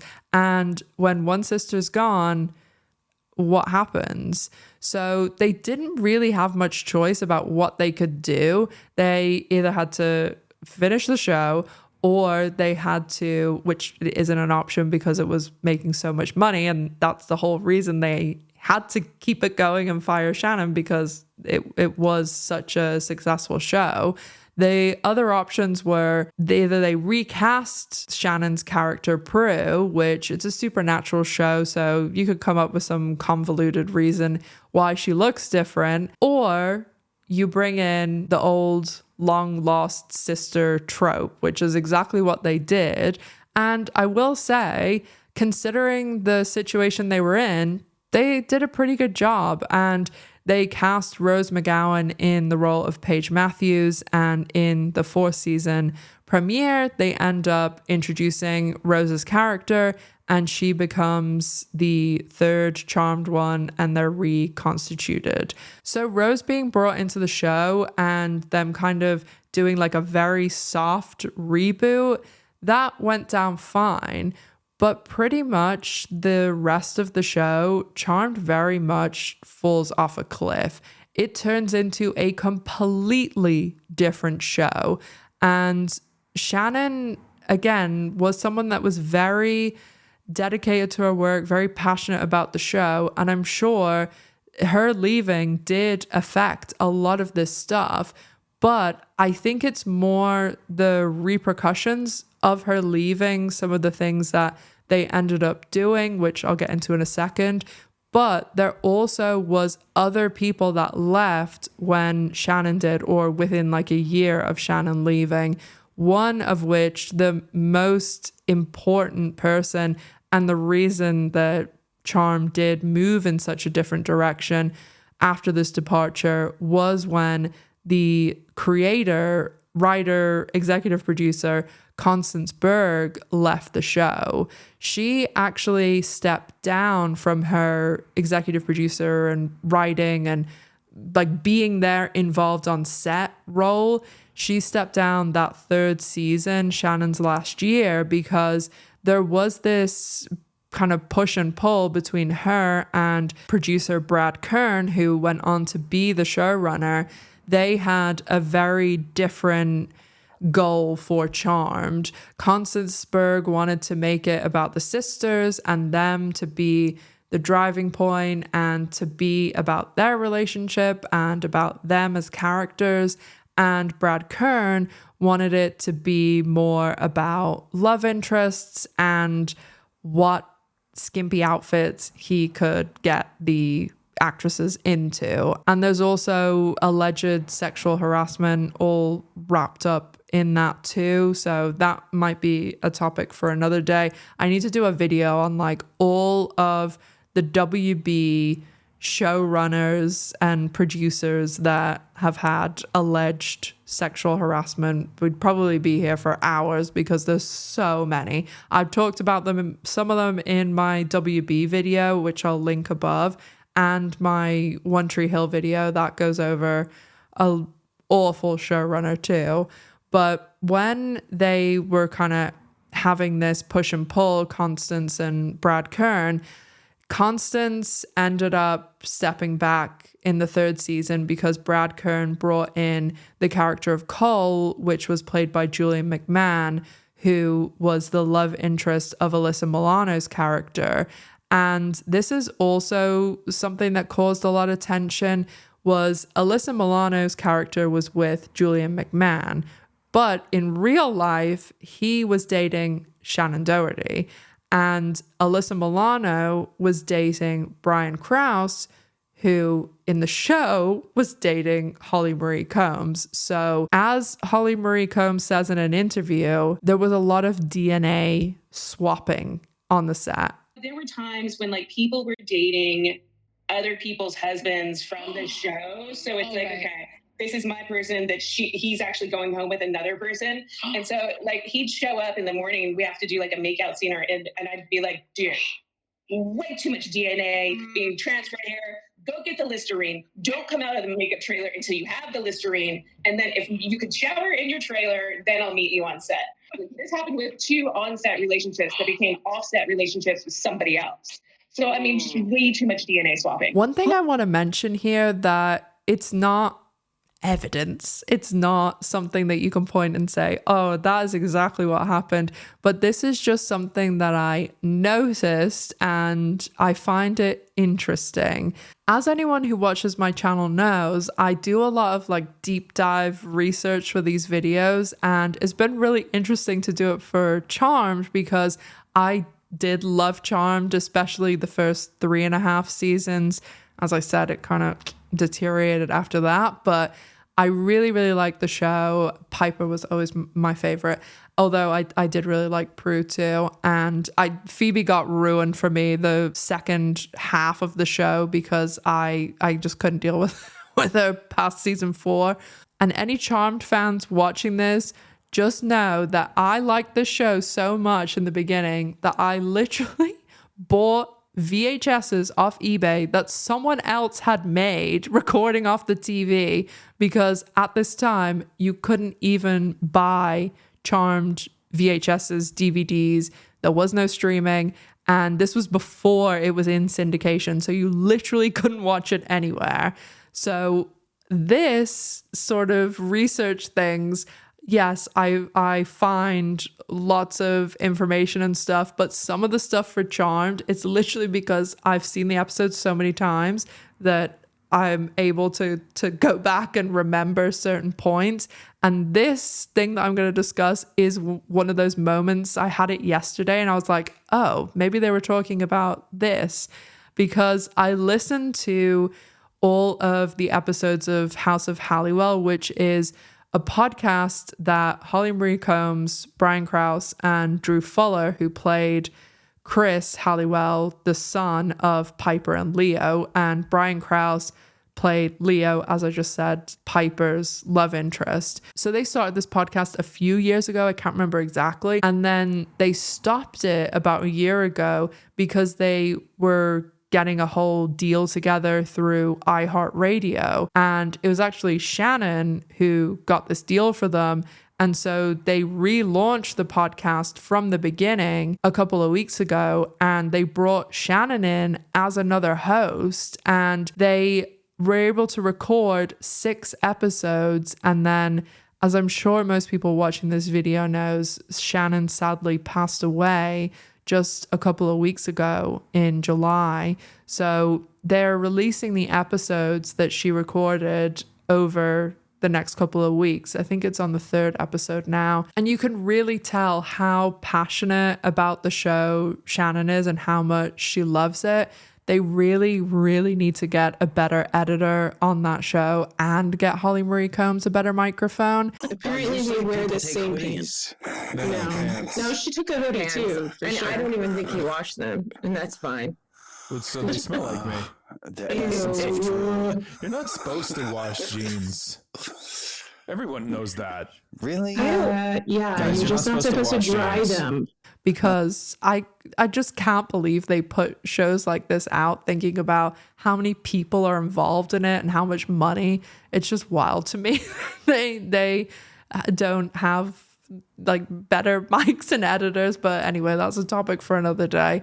Hi guys, Editing Ash here. I'm really hoping that this video is going to be up in a few hours. It's like late afternoon on the 14th of August, but I'm just checking it and I wanted to clarify what I just said, because I am in no way saying that mic comment like, oh, they need to get better mics in regards to the cast. They have this podcast being produced by iHeartRadio. They're talent. They just show up and do their job and they're gone. It's iHeartRadio that is the people producing it and editing it and everything like that. This whole thing is in the same vein as like what I think about sponsorships and why I don't do them on my channel, because it all goes back to like having respect for your audience and the people that are giving their time and effort to watch your content. I'll use myself as an example just to kind of explain what I mean, because I'm jumping around all over the place. But when I say that they should have better equipment, they should be editing the podcast better, because it's obvious that they're just recording this podcast, iHeartRadio is, on like a Zoom or something, because they don't even have them recording their own audio and editing it properly that way, because it's all overlapping and the sound quality is terrible. If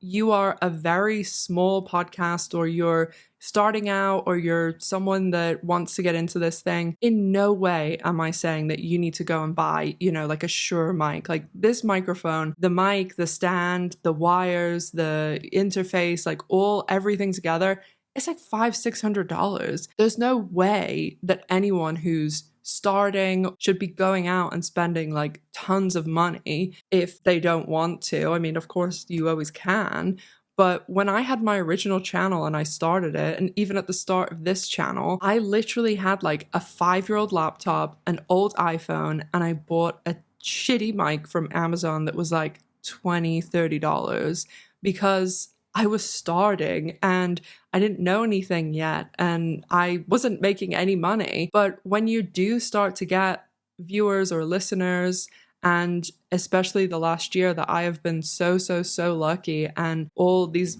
wonderful people are coming and watching my videos, I'm not gonna still have like a shitty $25 mic, because I am making money from those videos, and you should reinvest some of that into the production to make it better for the audience, for those people listening and watching. I'm not saying go out and spend every penny, like this is a job, and some people like that's their entire job. I think you should find that balance of trying to improve. It's the same way that you try and improve, or I'm trying to improve every video with like the scripting, the editing, how it is. And you should be reinvesting in your audience who are giving you their time, and their viewership is what is allowing you to do all of this stuff. And as I constantly say, I am absolutely like living my dream, and it's only because of people like you. So I think the least I could do is have a decent mic. And like, do I know everything? Is my sound amazing? No, it's absolutely not.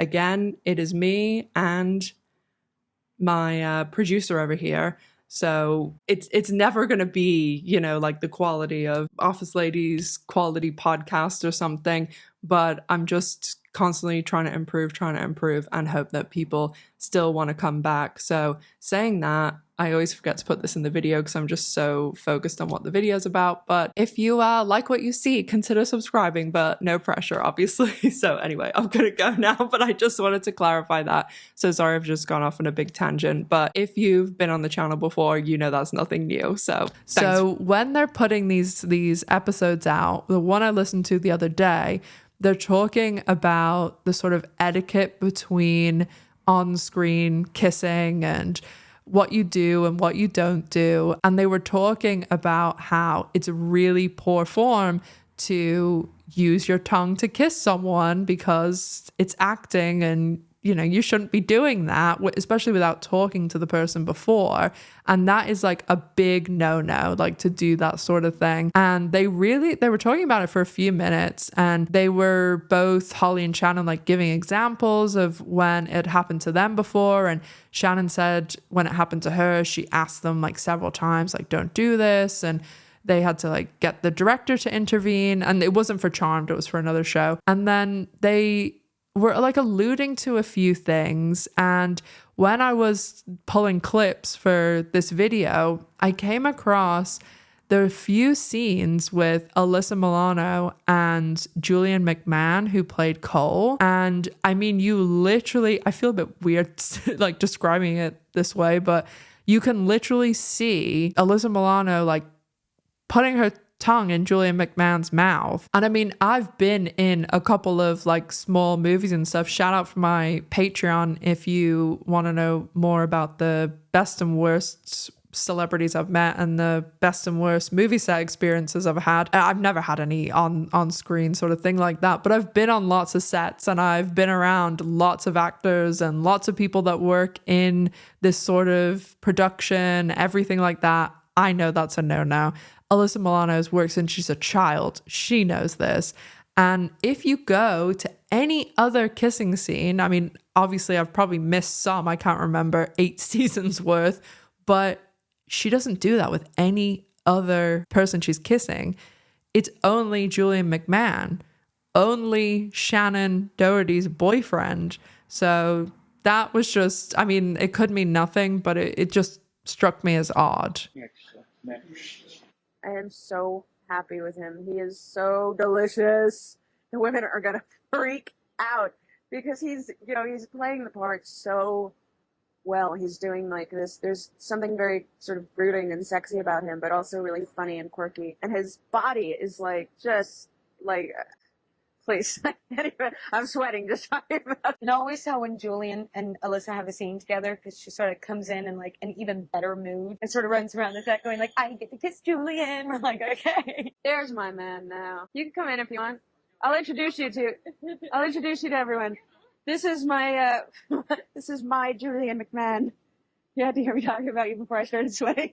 Oh, really? Okay, don't get too close to me and don't touch me. Just stand over there and don't look at me either. Also, as I said at the time, Alyssa Milano was dating Brian Krause, and last year, Holly Marie Combs actually did an interview with Shannon Doherty on her podcast, Let Me Be Clear, and Holly spoke about the fact that when she and Brian were they do a lot of conventions together, and she spoke about one that they did in Paris, and they were kind of talking about the on-set tensions and stuff a little bit. And he apparently apologized to her for everything that went down on the set and how she was kind of put in this awkward position. Because when Shannon Doherty was fired from the show, Holly Marie Combs went to the producers and the network and said that she was done, that she didn't want to do the show anymore and she didn't want to do it without Shannon. And the producers and the network knew that they could not lose another cast member. I mean, you lose one, you can bring in a long lost sister and you can, put out some narrative that they've left because they, want to move on or whatever. But you lose two, and there's already rumblings of like on-set issues and tension. It's going to be a PR disaster. And also, how are you going to fill two roles? Like, it would just be an absolute nightmare if that happened. So they knew that they couldn't lose Holly as well. And this is not me using this word. Holly Marie Combs says she was blackmailed to stay on the show because they said to her, if you leave, we will come after you and garnish your wages. If you get another acting job, we'll garnish your wages. If you go and bag groceries in Target in Tampa, we're going to garnish your wages. So she didn't really have much of a choice and she had to stay on the show. And again, this is just another little thing that I've noticed. Like, it's not something that there's evidence for, but I think you can kind of see them trying to give her like a little tiny token of thanks for letting us blackmail you and thanks for staying on the show. Because when Shannon left, the credits for Charmed used to be Shannon Doherty in first position, Holly Marie Combs and Alyssa Milano in last billing. And Alyssa Milano had and Alyssa Milano, which is usually what they give to someone who has like significance in the cast but isn't in that lead role, which usually goes to first billing. And a lot of CW WB shows, it will be the second most famous person. So you think of like Buffy, obviously Sarah Michelle Gellar is going to be in the first position, and then Anthony Stewart Head. It's a lot of the CW WB shows, it's like the parent actor. And so in that last billing position for Buffy, you had Anthony Stewart Head as Giles.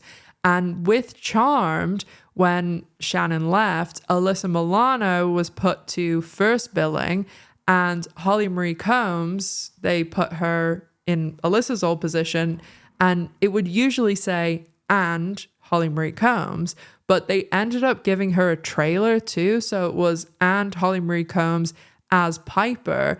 And usually, I know this sounds silly because it's like, oh, like a few, 2 extra words in your character's name. Like, is that really a big deal? But it is one of those things that it matters. I've seen contracts where literally not only is it stipulated that they'll have and or with, but it will be font size and like what style of font, like these things.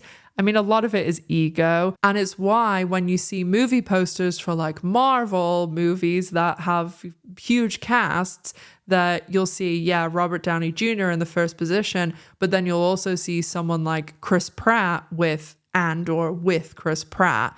And even like the original Star Wars, they had with, or maybe it was and Alec McGuinness, because he obviously wasn't the lead, but he was a well-known actor.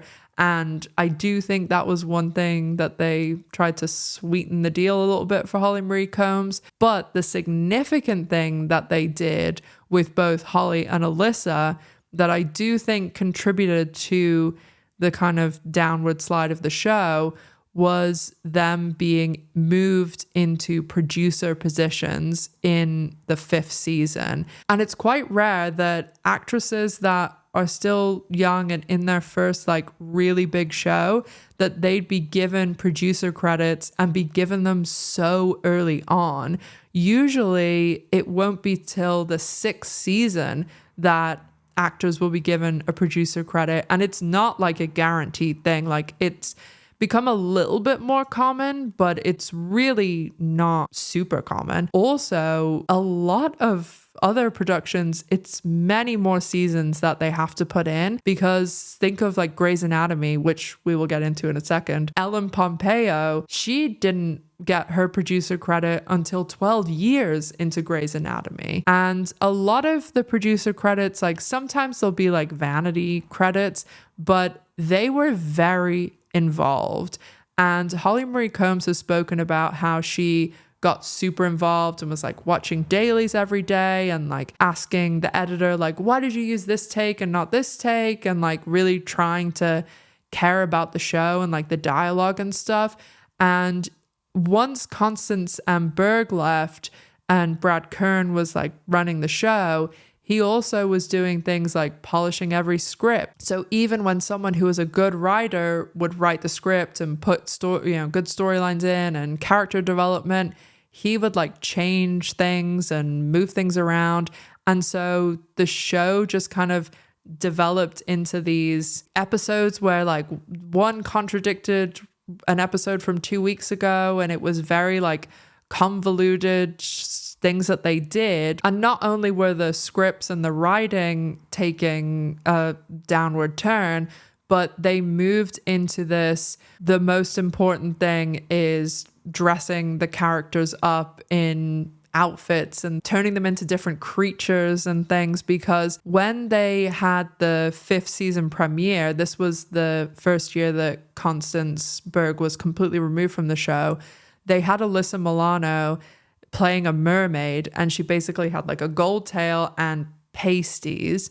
And they said that they saw this massive increase in male viewers. So from that point onward, they, especially in like premieres and finales, they would have the characters, the 3 sisters, just dress up as like comic book heroes, and they would turn into all these different sort of creatures too. But they had literally episodes where the shot that they would use made no sense to the episode, and it was as if they were putting these shots in purely for the commercials and like promo material, so they could be like, oh look, we have the actresses dressed up in bikinis as Valkyries, come and watch the show. And in a lot of these episodes where they had the actresses dress up, they would have the commercials say a storyline that never even happened in the episode. Next Sunday on the WB,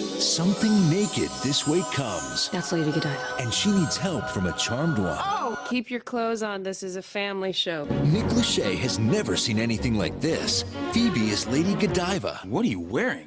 Charmed, the Bear Witch Project. Next week on the WB's Big Sunday. So it just seemed completely driven towards the promo material and the commercials, and they didn't really seem to care so much about the substance of the episode. I did find these really good videos. They're a little bit dated now, though. I mean, they're 6 years old, but they're by a woman called Alison Pregler, and she basically goes through each season of Charmed, and she even did some of the comics. And I'm sure some people will be like, oh, it's a little bit nitpicky, but I think the videos really go over a lot of the issues that developed in the later seasons of Charmed with character development and writing. And she goes a lot into the stuff with Phoebe in the later seasons. But it just is one of those things too, when I see Alyssa Milano talking about the show now and really trying to like distance from some of the decisions. I'm sure there are things that they absolutely couldn't control, but they were producers, and especially in the later season, they really did have control. So I'll actually give you an example of how Holly Marie Combs and Alyssa Milano did actually have a decent amount of control and say in what happened with the storylines and what was being done on the show. Because during the 5th season, there was supposed to be this sort of love triangle. So as I mentioned, there was the character of Cole played by Julian McMahon, and he was dating Shannon Doherty in real life, but on the show, he was with Alyssa Milano's character Phoebe. And at the end of the 5th season premiere, he was supposed to kiss Paige Matthews, Rose McGowan's character. And so there was supposed to be a love triangle between Paige, Cole, and Phoebe. But Alyssa Milano and Holly Marie Combs said, no, we don't want to do that.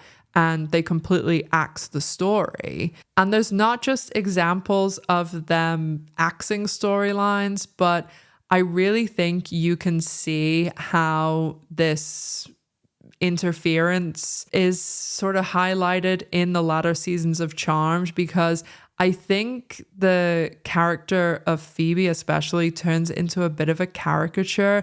And I don't want to get too much into this, because if you haven't watched Charmed or you haven't watched it in a while, and I know like people, you know, like certain characters and don't, and that, you know, I'm not doing like a TV analysis, but basically if you watch Charmed, in my opinion, you just see Phoebe develop into this character that can do no wrong. And there is scenes built into the show that are just there to talk about how amazing Phoebe is. It's really strange when when I noticed this and I started then looking out for it, it's constant. And there's her whole storyline with working in a newspaper and having a column. And I mean, maybe I just don't know a lot about newspaper columnists, but it's like she's Adele or like Britney Spears. Like she's on billboards and famous, and all these people on the show are just talking about how amazing Phoebe is and how awesome she is. And she has all these rich boyfriends flying around in private jets. It's like some sort of wish fulfillment, but... The stunningly beautiful Phoebe Hollowell of Ask Phoebe fame. Your column has skyrocketed. All the critics rave about how amazingly insightful your advice is. I still can't believe she's really gone. She was always so sweet to me. She always had a smile for everyone. And she was always there whenever you needed her. She was amazing, wasn't she? Hey, look at you. You're lounging around in a tracksuit with a pencil in your hair and glasses, and you're so beautiful. Rose petal lips, slender neck, fiery, passionate eyes. And when she laughs, I mean, doesn't that just make you feel like you can fly? I won't get into that because there's just too much else to talk about with behind the scenes, but I really suggest these videos that, of course, I will link down below in my sources. I always put every single video interview article that I used to make the video in the sources. It's a Google link. So after Shannon Doherty left, you would think, oh, everything must be solved then, especially because Alyssa Milano and Holly Marie Combs were given the producer credit, so they had a bit more control, because one thing they talk about in the very early days of Charmed was how little control they had, how they weren't allowed to, you know, even change their hair or anything like that. So they're given more control, they're given more money, and Alyssa Milano was making a lot of money per episode by this stage. She was making $250,000 per episode, so that's like every week, which is about $350,000 in 2024 money. Editing Ash here again, guys, just to say, it was actually Rose McGowan who purported Alyssa Milano made $250,000 an episode. I did see some very old articles, like from when Charmed was actually airing, that around season 4 she was making about $90,000. So that does make sense that as Charmed has gone on and she got the producer credit, $250,000 is probably absolutely true. But whether it is $250,000 for just the acting, whether it's $250,000 for acting and producing, or whether it's a little bit less than that, whatever way you slice it, it's a lot of fucking money. And I just wanted to provide that little bit extra context for the numbers, because now we're going to discuss what they had to sacrifice to keep giving Alyssa Milano this very large figure week after week for each episode. Because also don't forget that Charmed was one of those 90s, 2000s network shows. So it had 22 or 23 episodes every single one of its 8 seasons. She also was given like a budget increase for her wardrobe. she was the one that was given like a lot of designer clothes and stuff. I'm sure like Holly would have been allowed to do that if she wanted to, but she didn't. And Holly has spoken also about how she ended up making like less money because she would never ask for a raise because they always just had a budget. And so if she got a raise, they would have to take money away from the guest stars and other people on the show. And that's what they actually had to do in the last season. They had to write out Dorian Gregory's character, who was on the show from the beginning, because they couldn't afford to pay his salary anymore. So he was completely not in the last season. They even had to write Brian Krause out of a ton of episodes in the last season because, again, they just couldn't afford to pay for him for every episode.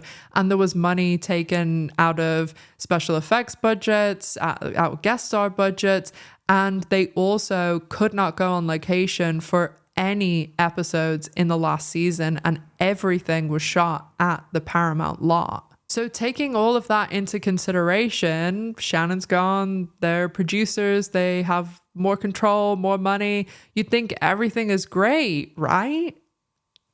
It's Charmed, so no, it was not great. And it wasn't even great for a season. Issues still continued and continued to get worse and worse. There's actually a clip from Armin Shimmerman, who was a guest star in one of the episodes from season 4, and he talks about how his worst experience on a set was when he was on the set of Charmed. And I'll play the clip here because I can't do it justice. He really did not like his time on Charmed. And what I will put on camera, the worst diva moments I ever had, without a doubt. Two shows. They're neither Buffy nor Star Trek. I hated the ladies on Bewitched. Charmed. And there's a reason why they were cast as witches.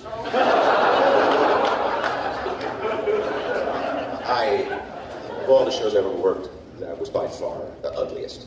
And I'm not too fond of Seinfeld either. So even though Shannon left the show, the issues certainly continued. And as I said, he gets started in the 4th season. So this is the season just after Shannon's left. And Rose McGowan and Alyssa Milano had issues as well. They weren't really covered when the show was being filmed and coming out, but they have both spoken about issues that they've had, especially Rose McGowan.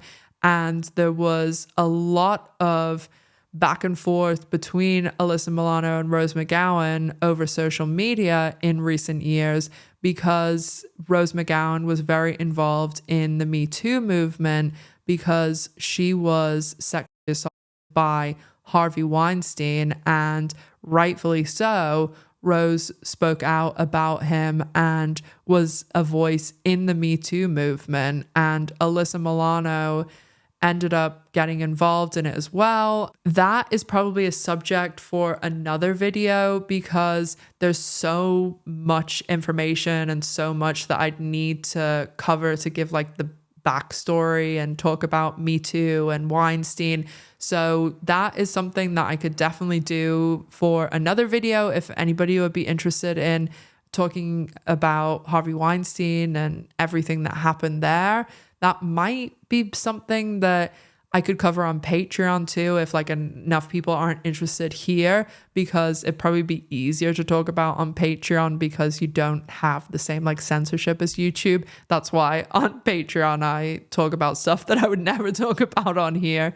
It's just too much of a nightmare with having to silence or beep every word and, you know, say things like unalive or pass away, and it's just a nightmare. But it's just the way the platform is, unfortunately. Believe me, I wouldn't talk this way if I didn't have to, because unfortunately, if you don't abide by these like little censor rules and things, they won't monetize the video. And while I do still have a real world job because I don't do sponsorships on my channel, I do spend, I don't even want to tell you because it's literally embarrassing how long I spend on these videos. So this is like one of my jobs, but it's not even the fact about the monetization, because I've done plenty of videos that I haven't monetized. It's the fact that if the video isn't monetized, it isn't pushed into the algorithm the same way. And if you want to see which videos I didn't monetize, look at the videos that are the lowest views on the channel, because obviously YouTube, when it's going to push 2 videos, even if it's 2 of mine, if one's monetized and one's not, it's going to push the monetized one because YouTube then makes money. So it's one of those like just things that you have to deal with on the platform. And believe me, if I didn't have to censor things, I wouldn't. So the issues continued on Charmed to the very last season. And Charmed had kind of a weird ending because they originally were going to end the show at the 7th season. They even titled the 7th season finale Something Wicked This Way Goes. And the premiere was titled Something Wicked This Way Comes. It really, the whole finale, is a series finale. It's set up as a series finale. It looks like a series finale. And then they decided to do one more season only because of the fact that the WB was going to shut, and then the WB and UPN were going to merge and start the CW. So they wanted to do one more season of Charmed to try and like hang on to some of those Charmed watchers to float them over to the CW. And you can tell that the 8th season was like smashed together because there was still so many issues going on with the cast and on the set that the actresses didn't even want to come back full time. So they originally floated this idea where at the end of the 7th season, there's basically this whole storyline where they blow up the house that they all live in and they like fake their deaths, and they explaining some of this is so convoluted, but they do this like glamour where they look like other people. So when you see them on screen, you see completely different people. And sometimes when they'll like look in the mirror or like they'll, drop the effect, you see them as like the real actresses. So for the final season, the Charmed actresses who were producers floated this idea that instead of them appearing in all of the episodes for the entire of each episode, they would only appear in like 1 or 2 scenes an episode. And it would actually be the actors who were playing like the fake versions of them that would be who was appearing all the time, and that you would only see the real actresses if they were in like a mirror reflection or if they're in the house, like just them all hanging out, because they would drop like the mask and the facade. And they actually ended up shooting the first episode of the 8th season this way. And then when the network saw it, they were like, no, we're not doing this. And they ended up having to reshoot the scenes that they were missing from the first episode and then just carry on as normal. And you can even see by the end of the show how it's really like being held together by a string, because by the last episode, Rose McGowan was already working on the Quentin Tarantino project. So she's barely in the finale, and it's the series finale. It's the last episode of the show. And then Alyssa Milano went on vacation with her family, even though the show that she's the star of and a producer on for 8 years is ending, and then you could go on your vacation then. So Alyssa Milano and Rose McGowan are barely in the finale, and it's kind of all on Holly Marie Combs. And the finale is really pretty much her. And because Rose and Alyssa Milano weren't in it, and they tried to like trim bits of budget from elsewhere, they brought Brian Krause back for the finale, because otherwise it just would have been Holly Marie Combs on her own.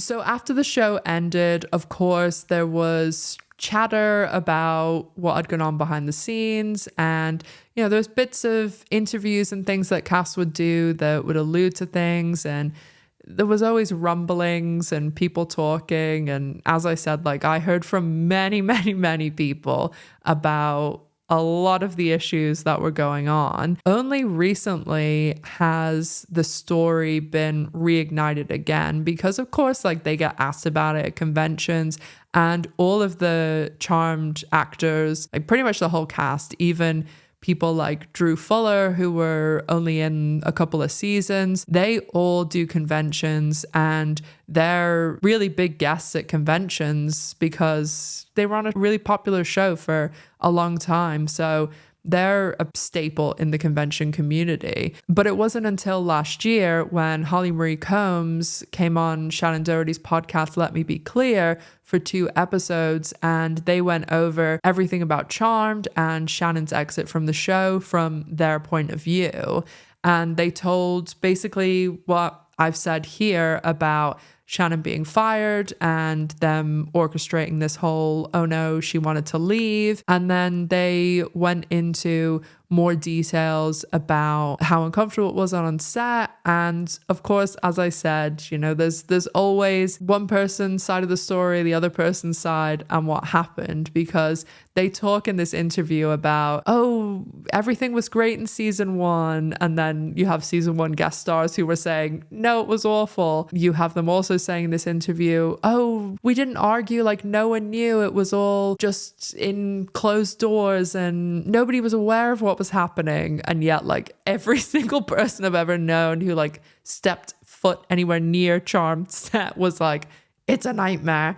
And also so many people over the years have talked about what was going on over there. And that Armin Shimmerman clip speaks for itself, because, I mean, what does he have to gain from saying that if it's not true? He's saying it to a room full of people at a convention, probably not even realizing that he's being filmed. So I just can't imagine that that's something that he would like make up. Like, what is he going to gain from that? So Shannon and Holly do the podcast, and there is a lot of back and forth on social media after this podcast because Alyssa Milano obviously heard, and then she started speaking on social media, and there was back and forth between them. They're definitely not shy about putting stuff on social media. And then when they went to MegaCon in Orlando, Shannon Doherty, Holly Marie Combs, and Rose McGowan, this is April this year in Orlando that they went there, and they appeared on a panel together. And then Alyssa Milano was also there, but she appeared by herself on a panel. And all of them spoke about this kind of divide. When Shannon, Holly, and Rose were on stage together, they answered questions and were talking to the fans and things. And then at the end, Shannon read like a short statement basically against what Alyssa had said, where she had put out a statement on social media saying, like, why is everyone bringing this up like 25 years later? And while that's a point, like, yeah, it was a long time ago, but also Shannon was diagnosed with terminal cancer, and I can understand her wanting to get her side out, especially if all of that is true and she had to go with this story of, oh, you're leaving the show, and her dad was sick at that time, and it did damage her reputation and things too, and she lost out on a lot of money. And the money side is an interesting thing too, because Shannon was on the show for 3 seasons, and she actually recently spoke in like a court case against her ex-husband how Charmed was being taken off a lot of the streaming networks and reruns and things. And she was saying how when that happened, she would be in like a bad spot financially because she couldn't work anymore. So she lost her health insurance through the Screen Actors Guild. And most of the way she was able to pay for her treatment was through Charmed reruns and syndication. But when the show left, like, obviously she's not going to get that income anymore.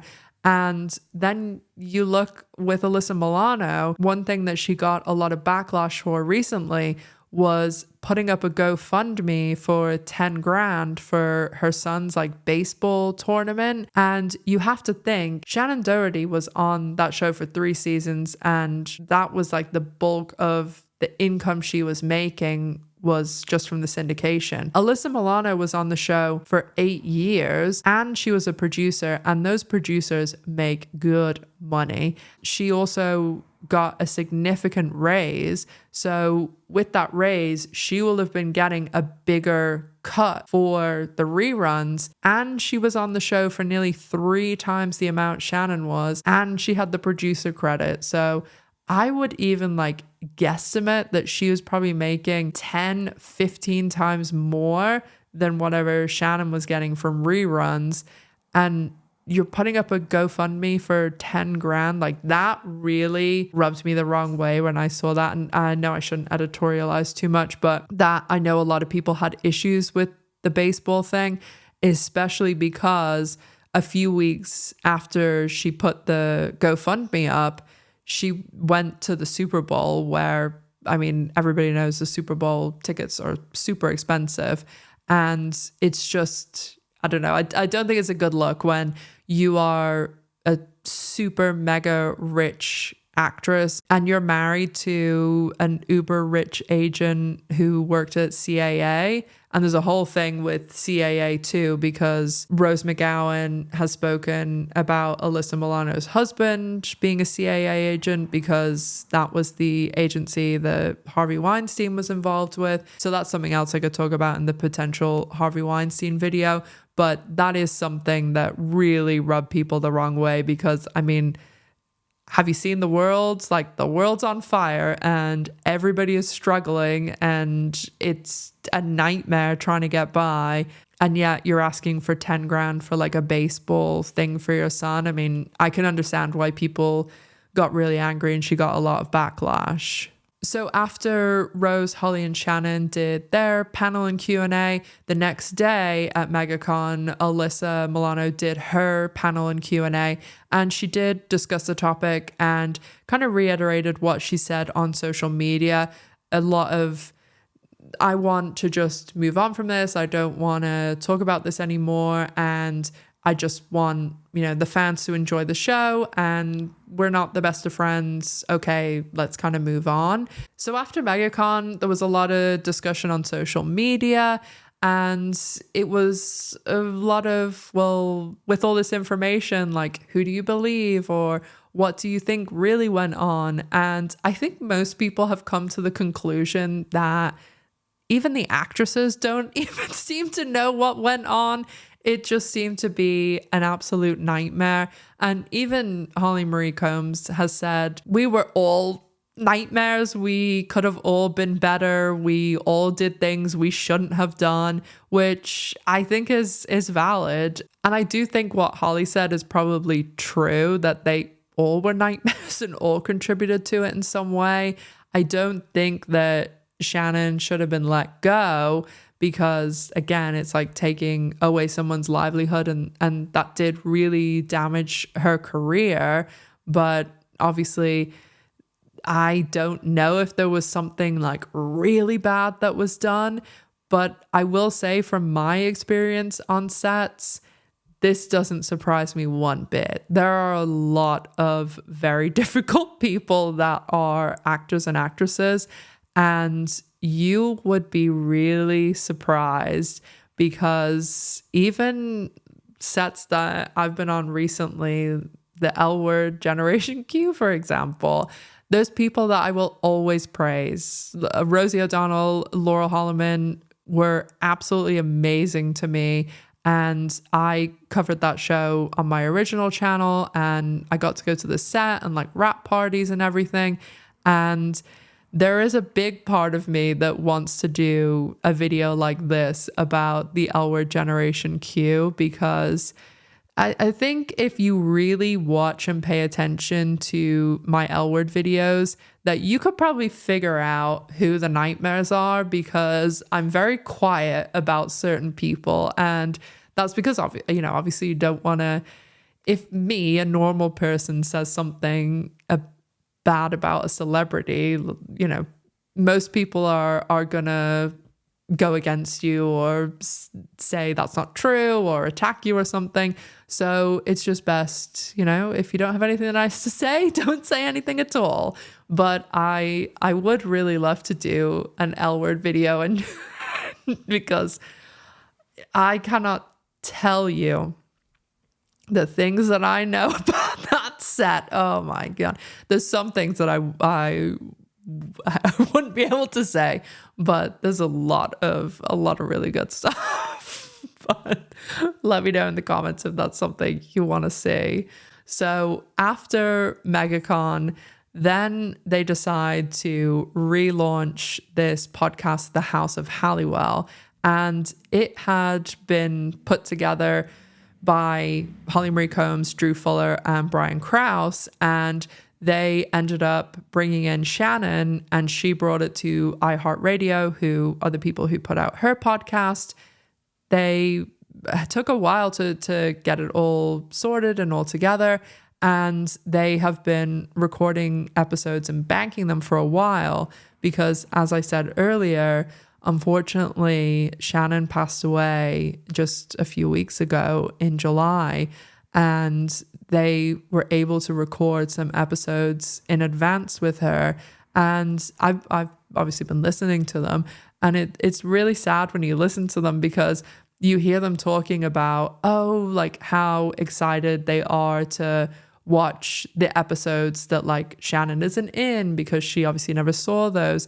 And there's a episode that just was released where she's very complimentary of Alyssa Milano and her joining the cast. And ultimately, when I was listening to that episode, I was like, that's really nice that, she's doing this as like one last thing for a show that she loved, that she knows that her fans loved. And she was saying something nice about Alyssa because like maybe they were never going to be the best of friends and they weren't even going to be acquaintances or forgive each other or whatever. But I think they both have just accepted it and moved on. And I am really glad that Shannon was able to do something else charm related before she passed away, because as I've said many times, you can't listen to her talk about the show and not see how she cares about it.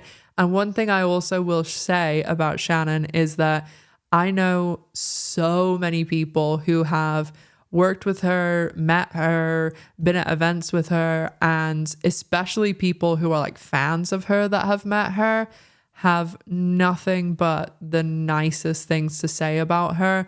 And there's a lot of celebrities, especially at these conventions and stuff. I mean, there's some celebrities that literally build walls between them and the fan. And Shannon was extremely immunocompromised. And she was that person who really like not only was paying attention to the fan that was in front of her, but made them feel like they were having like an actual conversation. And even though again she was immunocompromised, she was always like hugging them. And just anybody who I know who had anything to do with her, even if it was someone who worked with her for one day or someone who was like a super fan, they all had like really, really nice things to say about her and like their experience with her. One other thing that like I've kind of been like fighting whether I should say this or not, because ultimately it's like editorializing, it's my opinion and it's not really like anything, but there is something that I've been told about an interaction between Shannon, Holly, and someone I know, and it really paints them in a very good light. And the person asked me not to say anything, so I can't. So that is like one other tick that I have in their column. I know that that is like providing you nothing, but there are a lot of things that people tell me, or like things that I've seen on sets, or people that I know, or people that I've worked with, and it's great to people are so open about me sharing stuff and talking about things, but there are a few instances where people have sworn me to secrecy and I can't say anything. But I did want to throw that in anyway, because by this stage in the video, most of the people that are here are the people that are pretty, clued in, and also people that are here to see the whole story. So as I said, I know that doesn't give you much, but I wanted to at least give you as much as I can all of the context that I'm working with for what I'm about to say next. The behind the scenes drama on Charmed is messy, convoluted, and complicated, and it spans nearly 3 decades. Ultimately, at this stage, I don't think even the actresses know what happened, and they've all admitted that they weren't perfect and they all could have been better when they were working on the show. When it comes to the actresses specifically, my interpretation of the situation is that these were 3 successful child actors that were in their early 20s and then went onto a show that became wildly successful. I think they all had a hand in the issues, and they all likely were difficult to deal with, because when you're being paid a fortune, have millions of fans, are on a super successful show, it all does go to your head a bit.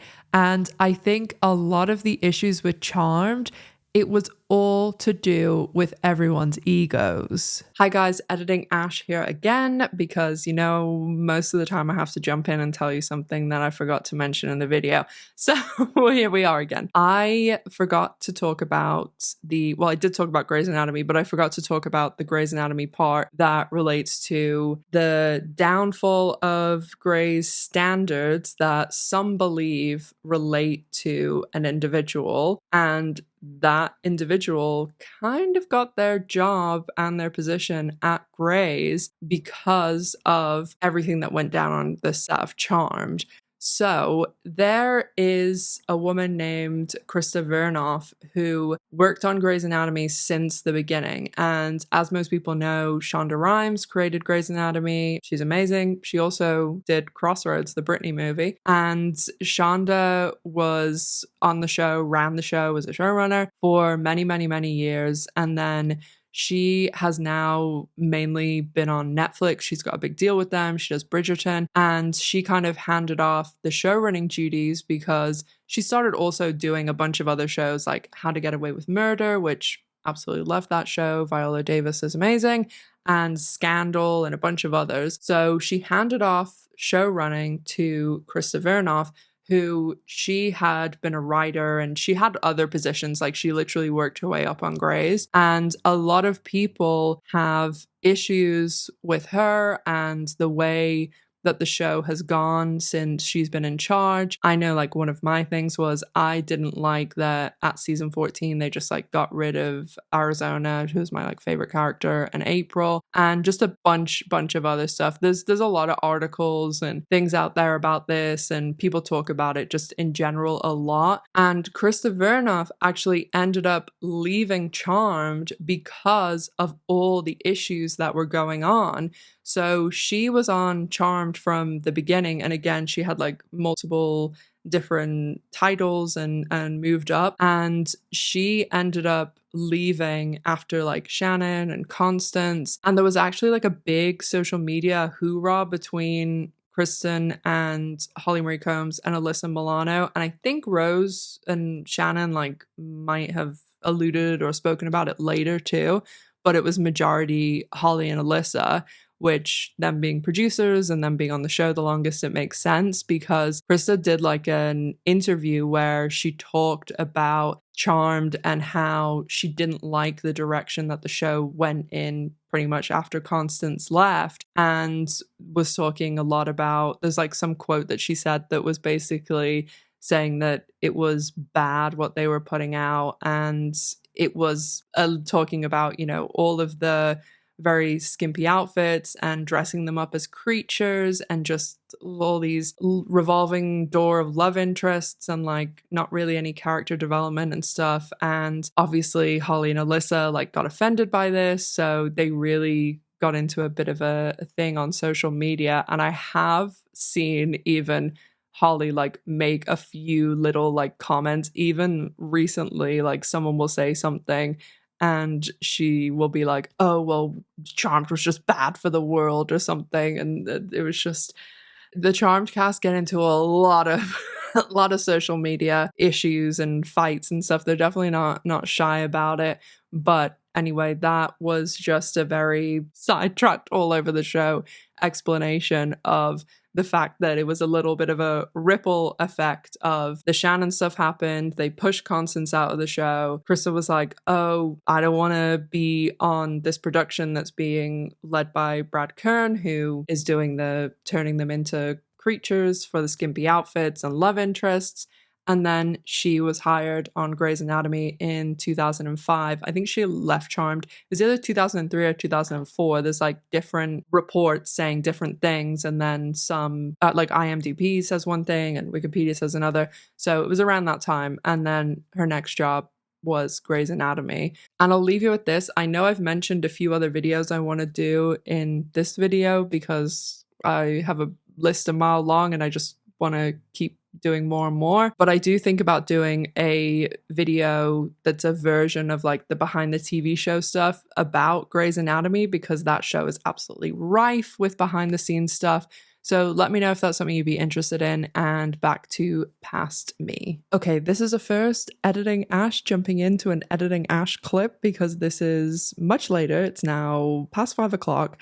And I swear I'm uploading this right now, but I forgot about one interview that I wanted to put in, and it doesn't actually like provide a lot of substance, but it is the most awkward interview I have ever seen. It's so awkward. And if you watch not my last video, the video before about Justin Timberlake, it'll add like a little bit of something extra too. I'm just going to put a little snippet in so you can see the awkwardness in it all its glory, but it's really long. So I'll leave it linked down below with all the sources. And if you want to have a laugh and watch the whole thing, I suggest you do it. Okay, I swear I'm uploading this video now. Are you open to discuss your personal life, or would you just cover it up? I talk about anything because I have nothing to hide. I don't think I've ever lied in an interview because I've never done anything to be ashamed of. Right. Well, we like have some Jillian. information here. I'm very honest and open. Like Joe, if this were a Howard interview, and I'm not going there, but one of you would be asked about Justin Timberlake, but I'm not going there. It would be Brian. Oh, yeah. No, I would not be. But anyway. I will say one thing that I haven't mentioned yet is something that I found very interesting when I started really looking into everything, because as I said, I watched the show when it first came out. I was 10 years old, I think, when it came out, and I watched it all through my teenage years.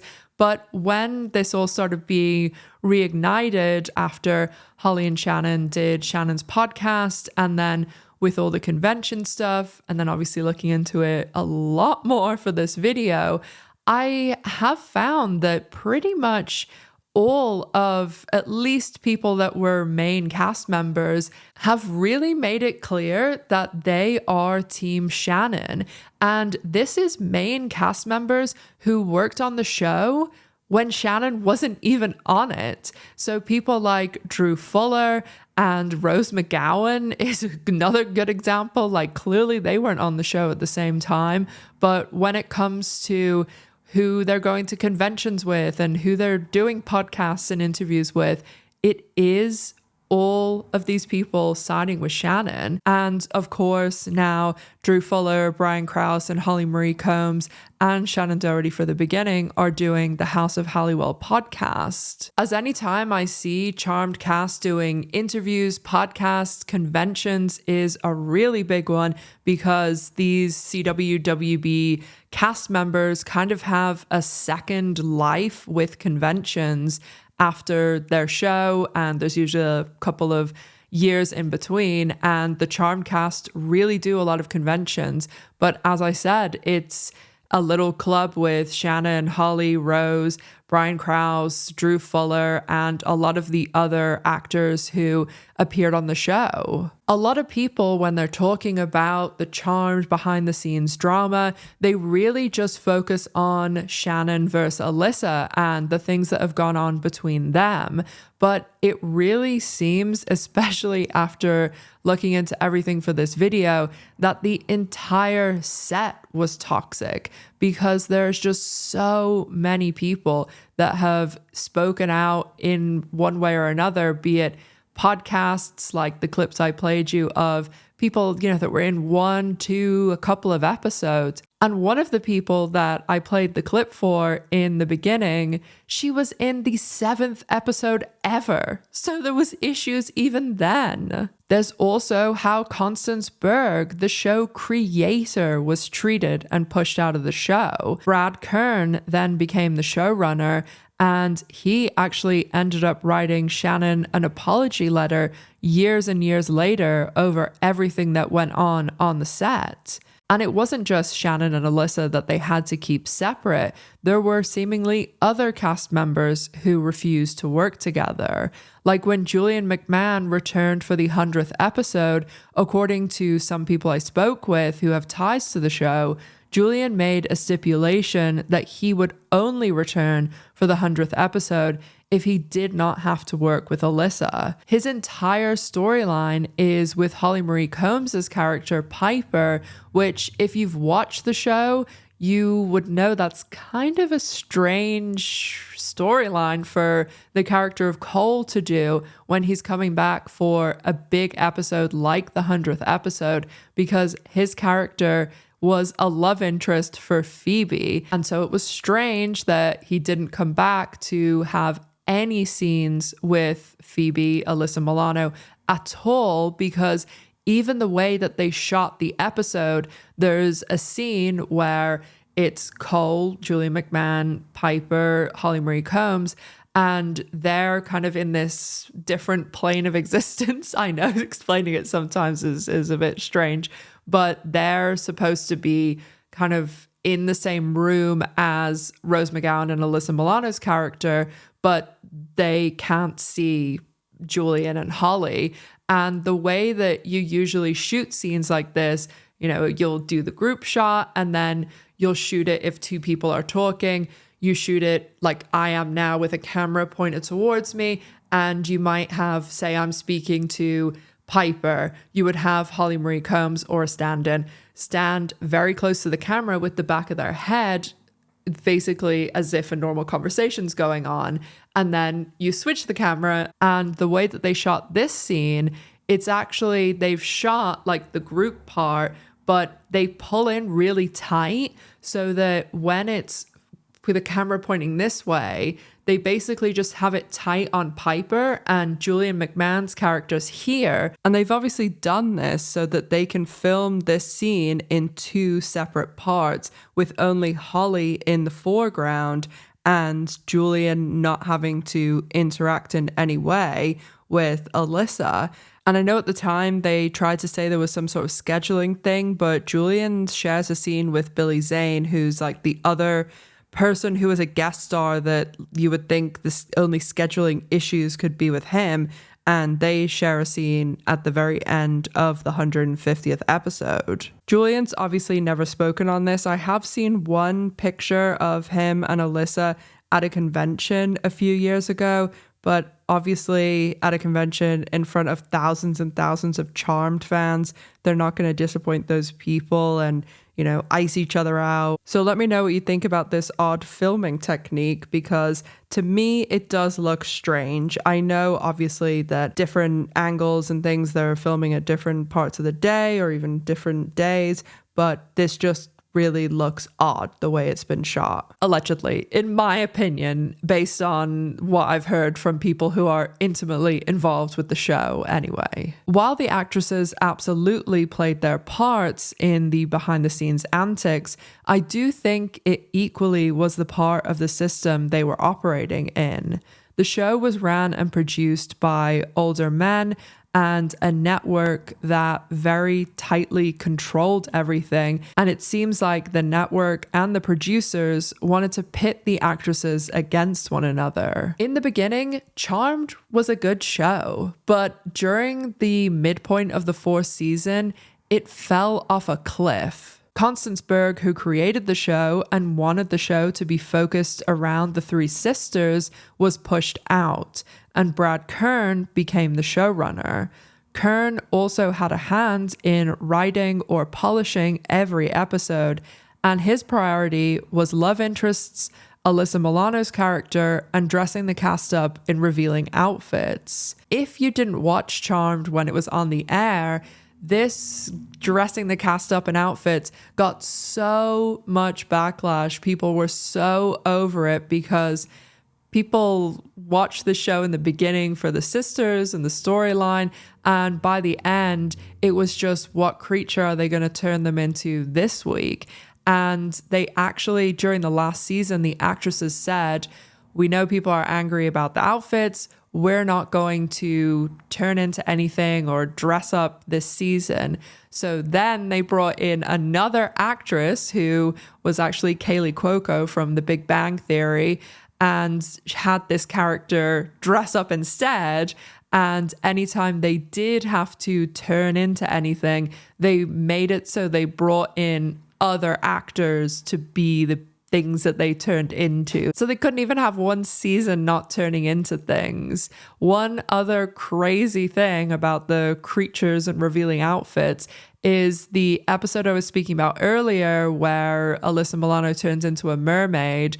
And that was when they really lent into the let's get these revealing outfits on. That episode actually made Burge-Kern write a spin-off about mermaids. And it wasn't really a spin-off of Charmed because it just was about mermaids, and it in no way it wasn't like it was the mermaids from Charmed or anything. It didn't tie in at all. It was just mermaids. And thankfully that show was never made, but the only reason it wasn't made was because of the fact the WB was closing and merging with UPN to create the CW. I think the fact that the show lost Constance Berg and Shannon Doherty ultimately hurt it, and it never really recovered because say what you want about Shannon Doherty, but she was very, very passionate about Charmed, and Constance Berg was the creator. And also, you can't say that it had the same level of storytelling and even actual consistency in the later seasons, because the episodes towards the latter couple of seasons are so contradicting. And you would have one episode that 3 episodes later completely changes everything about what characters have said. And even towards the end, it was like the people writing the show hadn't even watched the show. And I'll give you an example, because there was a scene that is later in the show and Piper is saying to Leo, her husband, oh, my Grams, the first thing that she taught me was about demons. The whole premise of the show is that these 3 sisters come back after their Grams has died and they find out they are witches, and it's completely unknown. They knew nothing about this. That's the premise of the show. And this is completely contradictory information. Okay, I'll stop talking about the convoluted storytelling. I just really am so disappointed by the last couple of years of the show, especially because the last 2 seasons, it was just recycled plots, recycled storylines, and really bizarre stunt casting. And it's actually quite sad because the show had so much potential, and I really wonder what would have happened if Constance and Shannon stayed on the show. After the actresses playing them became producers, the characters of Piper and Phoebe became caricatures that could do no wrong. And as I said earlier, the character of Phoebe became unwatchable and honestly a parody of earlier seasons of the show. And as I also said earlier, the producer credit was obviously a sweetener or some sort of bargaining chip, because it's just so out of the ordinary that actresses would be made producers at the 4th season. That just never happens, especially on the WB, CW.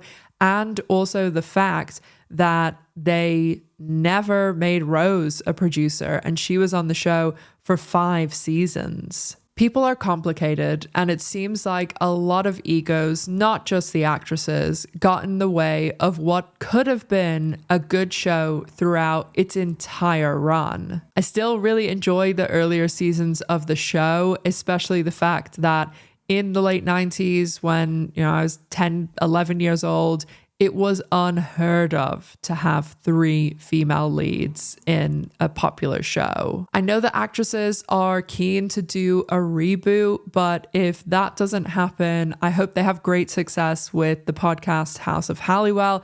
And I'm sure a lot of the OG diehard Charm fans, I don't even know what Charm fans actually are called. So let me know below if there's a name for them. I can't even think of what it would be actually, like Charmers or something. So let me know if there's a name for diehard Charm fans.